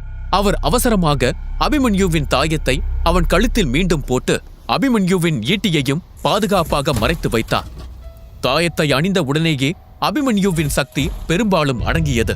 தாமா அவனை தூக்கி அருகில் இருந்த ஒரு சிறிய குகைக்குள் கொண்டு சென்று படுக்க வைத்தார். தனது கவசத்தையும் எடுத்து அவன் மீது போர்த்தினார். பின்னர் வெளியே வந்து ஒரு பெரிய பாறையை உருட்டி குகை வாயிலை மூடினார். அதே நேரத்தில் நீல இறக்கைகள் கொண்ட ஒரு போர் வீரர் வானத்தில் இருந்து இறங்கினார். இரவு நேரத்தில் அவர் இறக்கைகளில் நீல ஒளி நிலவைப் போல பிரகாசித்தது. அவர் வேறு யாரும் இல்லை, நரசிம்மரே. மலையுச்சியில் இறங்கியவுடன் நரசிம்மர் தாமாவை பார்த்தார். சக்தி எழுந்ததை நீயும் உணர்ந்தியா என்று கேட்டார். தாமா சற்று பதட்டமாக, ஆமாம், அந்த மின்னல்கள் ஒவ்வொன்றும் மலைப்பாம்பு போல பாய்ந்தது. அதனால்தான் நான் வேகமாக இங்கு வந்தேன். ஆனால் இங்கே எதுவும் தெரியவில்லை. நாம் துரிதமாக அனைவருக்கும் விஷயத்தை தெரிவிக்க வேண்டும் என்றார். அந்த நேரத்தில் ஒரு பெண் குரல் கேட்டது. 2 கிழவர்களும் மீண்டும் சேர்ந்திருக்கிறீர்கள் போல. தாமாவும் நரசிம்மரும் அதிர்ச்சியுடன் அந்த திசையை நோக்கி திரும்பின. கருப்பு இறக்கைகளை அசைந்தபடி அருந்ததி அங்கு நின்றார். அவளை பார்த்த தாமா கோபமாக, இங்கு உனக்கு என்ன வேலை? திசை மறந்து விட்டதா, இல்லை திமிரா என்று கேட்டார். அருந்ததி சிரித்தபடி, இந்த திசை என்னுடையதில்லை. அது சரி, ஆனால் இது உங்களுடையதும் இல்லை. நீங்கள் வரலாம், நான் வரக்கூடாதா என்று சொன்னார். இதை கேட்ட தாமா கோபத்தில், என்னிடம் திமிரு காட்டுற தைரியம் உனக்கெப்படி வந்தது? உன்னை உயிரோடு விட்டதே தவறு. இப்போ உனக்கு ஒரு பாடம் சொல்ல வேண்டும் என்றார். உடனே நரசிம்மர் தாமாவை அடக்கினார். பின்னர் நரசிம்மர் அருந்ததியை பார்த்து, இது தாமாவின் திசையில்லை, ஆனால் இது என் பொறுப்பில் இருக்கும் இடம். இங்கு உனக்கென்ன வேலை? என்னை விட நீ வலிமையானவள் என்பது உண்மைதான். ஆனால் அதற்காக உன்னை பார்த்து பயந்தோடும் கோழை நான் அல்ல. என்றைக்கு இருந்தாலும் என் கையால் தான் உன் மரணம். ஆனால் அது இன்று நடக்க நான் விரும்பவில்லை. மரியாதையாக கிளம்பு, நிறைய வேலை இருக்கிறது என்றார். நரசிம்மர் வார்த்தைகள் அருந்ததியை கோபமடைய செய்தாலும் அவளால் அங்கு எதுவும் செய்ய முடியவில்லை. அருந்ததி கோபத்தோடு அவர்களை பார்த்து, அபிதய கவச சக்தி இருக்கிறது என்று ஆளாதீர்கள். கொஞ்சம் பொறுத்திருங்கள். அக்னி கிரந்த புத்தகத்தின் சக்தி என் கைக்கு வந்து சேரட்டும். அப்போது பார்த்துக் கொள்கிறேன் உங்கள் இருவரையும் அப்போது சிங்கமும் சிறுத்தையும் கடைசி மூச்சிற்காக என் காலில் விழுந்து கிடக்கும். அதை இந்த பிரம்மபுரியே பார்க்கும் என்று கூறி அங்கிருந்து புறப்பட்டாள். அவள் சென்றதும் நரசிம்மர் பெருமூச்சு விட்டு, அபிதய கவச சக்தியை அந்த மாவீரர் மட்டும் நமக்கு தரவில்லை என்றோ நம் கதை முடிந்திருக்கும் என்றார். ஆனால் தாமா கொதித்துக் கொண்டிருந்தார். இந்த சக்தியை கொடுத்து என் இன்னொரு சக்தியை பறித்துக் கொண்டார்கள். என் நெற்றியில் இருக்கும் ரத்தினம் மட்டும் என்னிடம் இருந்து பறிக்கப்படாமல் இருந்திருந்தால் அருந்ததியின் அண்ணனை அன்றைக்கே நான் கொன்றிருப்பேன். இது இவ்வளவு தூரம் நீண்டிருக்காது என்றார். உடனே நரசிம்மர், பழையதை நினைத்து உன்னை நீயே குற்றம் சாட்டிக் கொள்ளாதே. எதுவும் நம் கையில் இல்லை என்றா. எதுவும் நம் கையில் இல்லை, எல்லாம் என் கையில்தான் இருந்தது. நான் அதை செய்திருக்க கூடாது. நான் அவரை கொன்றிருக்க கூடாது. அன்று நான் வில்லை இழுத்திருக்க கூடாது. நான் நியாயம் தவறிவிட்டேன். வேகத்திற்கும் வலிமைக்கும் பெயர் பெற்ற இந்த அசுவத்தாமா இன்று இந்த பூமியில் விதியை தேடி அலைந்து கொண்டிருக்கிறேன் என்றால் அது நான் செய்த தவறுதான். என் காயங்கள் குணமாகாது. நான் செய்த தவறுக்கு மன்னிப்பு கிடைக்காது. இங்கும் அங்குமாக அலைந்து திரிவதுதான் என் விதி போல என்றா. மனதை விட்டுவிடாதே நண்பா, எல்லாவற்றிற்கும் வழி இருக்கிறது. அது உனக்கு தெரியும் என்றார் நரசிம்மர். தெரியும், கலியுகம் வரும், பிரம்மதீரன் தோன்றுவான், என் காத்திருப்பு முடிவடையும். இதுதானே அந்த வழி. இந்த வாக்கியம்தான் தினம் தினம் என் காதில் ஒலித்துக் கொண்டிருக்கிறது. ஆனால் என்று பேச முடியாமல் தாமா தவித்தார். நரசிம்மருக்கு என்ன சொல்வதென்று தெரியவில்லை. அவர் தன் தோழனின் தோளில் கை வைத்தார். நீண்ட நேரம் அங்கு ஒரு அமைதி நிலவியது. பின்னர் நரசிம்மர் கையை எடுத்தார். சரி, நான் பயந்ததைப் போல இங்கு எதுவும் நடக்கவில்லை. அதனால் நான் கிளம்புகிறேன். விழாவில் சந்திப்போம் என்றார். அதை தாண்டி அவர் வேறு எதுவும் சொல்லவில்லை. அவர்கள் இருவரும் நண்பர்கள். அதை தாண்டி வலிமையான போர் வீரர்கள். சொல்லப்படும் வார்த்தைகளை சொல்லாத ஆதரவிற்கு வலிமை அதிகம். தாமா சிரித்துக்கொண்டே சரி, சென்று வா என்றார். நரசிம்மர் வெளியேறினார். இரண்டு உருவங்களும் போய்விட்டதை உறுதி செய்ததும் தாமா பெருமூச்சு விட்டார். பின்னர் குகையை மூடியிருந்த பெரிய கல்லை அகற்றினார். பின்னர் அபிமன்யுவை மூடியிருந்த தனது கவசத்தை அகற்றினார். இந்த நேரத்தில் அபிமன்யுவின் உடல் கொஞ்சம் தேறியிருந்தது. அவனது உடலில் இருந்த விரிசல்கள் மங்கத் தொடங்கின. இதை பார்த்த பிறகு தாமாவிற்கு போன உயிர் திரும்ப வந்தது. இந்த பயிற்சியில் தாமாவும் ரொம்ப களைத்திருந்தார். அவர் ஒரு பாறையில் அமர்ந்து ஓய்வெடுத்தார். கண்களை மூடி தூக்கத்தில் ஆழ்ந்தார். பொழுது விடிந்தது. சூரிய கதிர்கள் குகைக்குள் ஊடுருவி அபிமன்யுவின் முகத்தில் விழுந்தன. அபிமன்யு மெல்ல கண்களை திறந்தார். அவன் முன்னால் தாமா நின்று கொண்டிருந்தார். பின்னர் அபிமன்யு பதட்டத்துடன் எழுந்து, ஆச்சாரியரே, எல்லாம் நல்லபடியா முடிஞ்சதா? என் சக்கரம் விழித்திருந்ததா? நான் வெற்றி பெற்றேனா என்று கேட்டான். அதற்கு தாமா, நீயே சோதித்துப் பார் என்றார். அபிமன்யு முஷ்டியை இறுக்கி அருகிலிருந்த பாறையை குத்தினான். பாறையில் ஒரு விரிசல் மட்டும் தோன்றியது. தாமா அவனை பார்த்து, விரிசல் தான் உருவாகி இருக்கிறது என்று கவலைப்படாதே. உன் கழுத்தை பார், தாயத்தை அணிந்திருக்கிறாய். அதனால்தான் அது உடையவில்லை. நீ மட்டும் தாயத்தை கழட்டிவிட்டு அடித்திருந்தால் இந்த பாறை துண்டு துண்டாக உடைந்திருக்கும். அபிமன்யு, உன் உடலுக்குள் மிகப்பெரிய சக்தி இருக்கிறது. ஆனால் அதில் 20% மட்டுமே உன்னால் கட்டுப்படுத்த முடிகிறது. நீ உன் இரண்டாவது சக்கரத்தை எழுப்பினால்தான் உன்னால் அதிக அளவு சக்தியை செயல்படுத்த முடியும். நமது அடுத்த வேலை அதுதான் என்றார். அபிமன்யு அதை கேட்டு ஆச்சரியத்தில் நின்றான். அந்த நொடியில் குகைக்கு வெளியே பூமி ஒரு கணம் குலுங்கியது. மலையுச்சியில் வைத்த தாமா அபிமன்யுவிற்கு ஒவ்வொன்றையும் சொல்லிக் கொடுத்துக் கொண்டிருந்தார். நமது அடுத்த வேலை உன் இரண்டாவது சக்கரத்தை எழுப்புவது என்று அபிமன்யுவிடம் கூறினார். அதை கேட்டவுடன் அபிமன்யு ஆர்வத்துடன், அதை எப்போ நாம் திறப்போம் என்று கேட்டான். உடனே தாமா, அவசரப்படாதே, அனைத்திற்கும் காலம் உண்டு. சதய விழாவின் மாவீரர் போட்டி இருப்பதை மறந்துவிட்டாயா? முதலில் அதில் கலந்து கொள். நினைவில் வைத்துக்கொள், என்ன செய்தாவது நீ முதலில் வர வேண்டும். அதுதான் உன் எதிர்காலத்திற்கான திறவுகோள் என்றார்.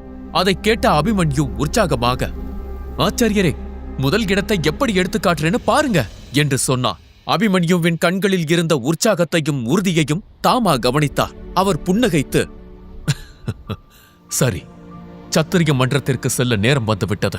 நானும் புறப்பட வேண்டும். நான் உன்னை அங்கு சந்திக்கிறேன். ஆனால் நான் முன்பு சொன்னதை நீ மறந்துவிடக்கூடாது. நான் உன் குரு, நீ என் சீடர் என்பதை யாரும் அறியக்கூடாது.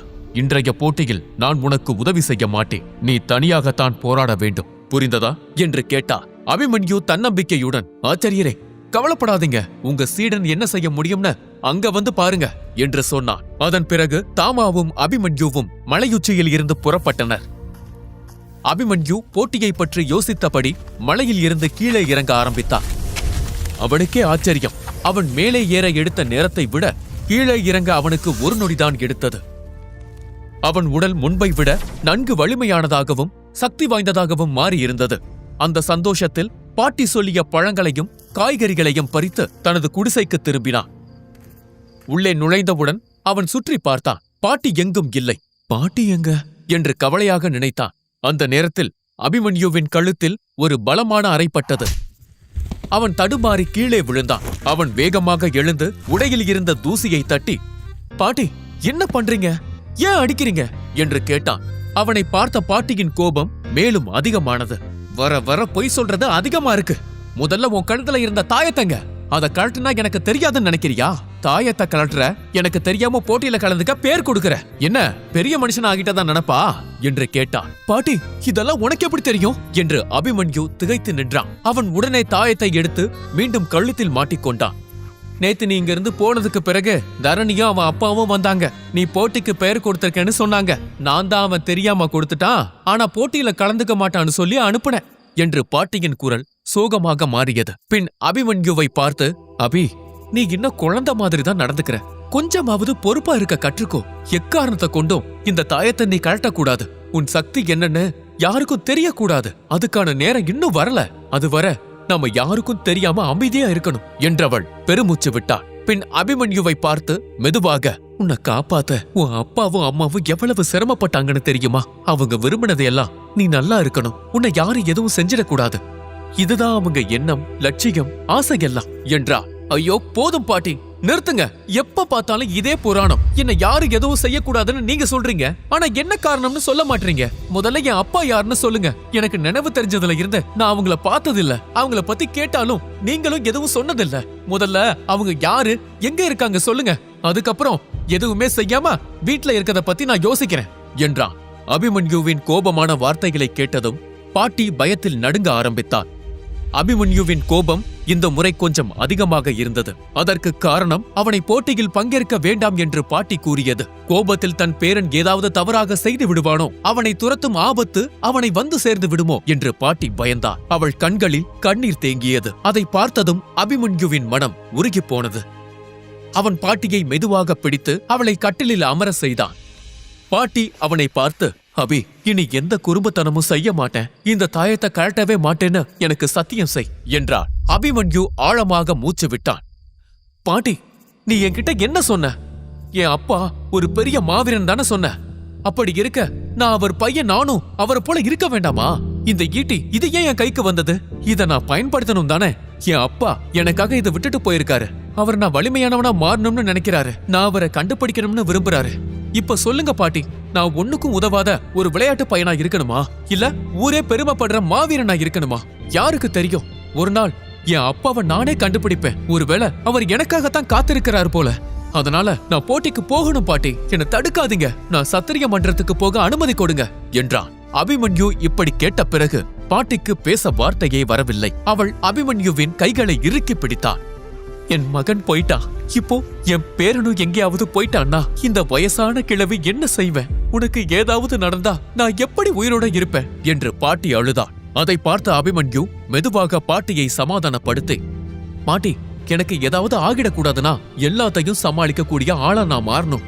ஆபத்து வந்தா உங்களையும் என்னையும் நான் காப்பாத்தணும் இல்லையா என்று சிரித்தபடி கம்பீரமாக நிமிர்ந்து நின்றான். அந்த நேரத்தில் அவன் உடலில் இருந்து சிறிய மின்னல் போல ஒளி மின்னத் தொடங்கியது. உடனே அவன் கழுத்தில் இருந்த தாயத்து பிரகாசமாய் ஜொலித்து அந்த மின்னல் ஒளியை மெதுவாக உறிஞ்ச ஆரம்பித்தது. அபிமன்யு இதை கவனிக்கவில்லை. ஆனால் பாட்டி எல்லாத்தையும் தெளிவாக பார்த்தாள். அவள் கண்களில் பெரிய அதிர்ச்சி தெரிந்தது. அவள் அபிமன்யுவை பார்த்து, அபி நீ உன் முதல் சக்கரத்தை எழுப்பிட்டியா என்று கேட்டாள். அபிமன்யு இதை கேட்டு ஆச்சரியத்தில் நின்றான். தன் பாட்டிக்கு இது எப்படி தெரியும் என்று அவனுக்கு புரியவில்லை. சில நொடி தயங்கியவன், ஆமா பாட்டி நான் எழுப்பிட்டேன், எனக்கான பாதை தொடங்கிடுச்சு. இது இதோட நிக்காது. நான் படிப்படியாக என் 7 சக்கரத்தையும் எழுப்புவேன். ஒரு நாள் பிரம்மதீரனா மாறுவேன். அதுக்காக நான் கடினமா உழைப்பேன் என்றான். அதை கேட்ட பாட்டியின் முகத்தில் நிம்மதி தோன்றியது. அவள் இப்போ தெளிவாக பார்த்தாள். அபிமன்யுவுக்குள் இருக்கும் சக்தி சாதாரணமல்ல. இனிமேல் அவன் தன்னை தானே காப்பாற்றிக் கொள்ள முடியும் என்ற நம்பிக்கை அவளுக்குள் எழுந்தது. அவள் புன்னகைத்து, என் பேரன் நிச்சயமாக பிரம்மதீரனாக மாறுவான். என்று மெதுவாக சொன்னான். அதன் பிறகு அவள் திடீரென எழுந்து வீட்டுக்குள் எதையோ தேட ஆரம்பித்தாள். கண்ணில் பட்டதையெல்லாம் அங்கே இங்கே தள்ளி மாற்றினாள். அதை பார்த்த அபிமன்யு ஆச்சரியமாக, பாட்டி என்ன தேடுறீங்க என்று கேட்டான். பாட்டி எதுக்கும் பதில் சொல்லவில்லை. நீண்ட நேரம் தேடிய பிறகு ஒரு பெட்டியை எடுத்துக்கொண்டு வந்து அதை அபிமன்யுவின் முன் வைத்தாள். அவள் மெதுவாக சொன்னாள், இது எல்லாம் உன் அப்பாவோட உடைகள். அவர் சண்டைக்கோ போட்டிக்கோ போறப்போ இதுதான் போடுவார். இது சாதாரண உடை இல்ல, ரொம்ப உறுதியானது, சீக்கிரம் கிழியாது, அழுக்காகாது. நீ இப்போ உன் வாழ்க்கையிலேயே முதல் போட்டிக்கு போற, அதனால இதுதான் உனக்கு ஏத்த உடை. அங்க நிறைய பணக்கார வீரர்கள் இருப்பாங்க, அவங்க முன்னாடி நீயும் மன்னரின் வீரன் மாதிரி நிமிர்ந்து நிக்கணும். அதை கேட்ட அபிமன்யு அந்த பெட்டியை வேகமாக திறந்தான். உள்ளே ஒரு சிறிய புத்தகமும் ஒரு ஜோடி சிவப்பு மற்றும் கருப்பு உடைகள் இருந்தன. அபிமன்யு அந்த புத்தகத்தை எடுக்க முயன்றபோது பாட்டி அவன் கையை பிடித்து நிறுத்தி, அபி, இப்போதைக்கு உடைகள் மட்டும்தான், மத்ததெல்லாம் பின்னாடிதான் என்றார். பாட்டியின் பேச்சிற்கு அபிமன்யு எதிர்பேச்சு பேச விரும்பவில்லை. அவன் உடைகளை மட்டும் எடுத்துக்கொண்டு அணிய ஆரம்பித்தான். அவன் அப்பாவின் உடையை அணிந்து வெளியே வந்த அந்த நொடியில் அபிமன்யு முழுமையாக ஒரு மாவீரன் போலவே தோன்றினான். கருப்பு உடையின் மேல் சிவப்பு அங்கி அவனை ஒரு பணக்கார வாரிசு போல காட்டியது. அங்கியில் நெருப்பு, காற்று, நீர், வானம் மற்றும் பூமி என ஐம்பூதங்களின் சின்னங்களும் பொறிக்கப்பட்டிருந்தன. அபிமன்யு ஆச்சரியமாக, இதெல்லாம் என்னது பாட்டி என்று கேட்டான். பாட்டி மெதுவாக சிரித்து, நான் சொன்னனே, உன் அப்பா பெரிய மாவீரர். அவர் நெருப்பு, நீர், காற்று, வானம், பூமின்னு ஐம்பூத சக்திகளையும் தட்டி எழுப்பியவர். அவர் இந்த உடையை போட்டா எல்லாரும் பயந்து நிற்பாங்க. அவர் மிகச்சிறந்த போர் வீரனாய் இருந்தார். இப்ப அவர் உடையில உன்னை பார்க்கும் போது அவரை பார்க்கிற மாதிரியே இருக்க என்றாள்.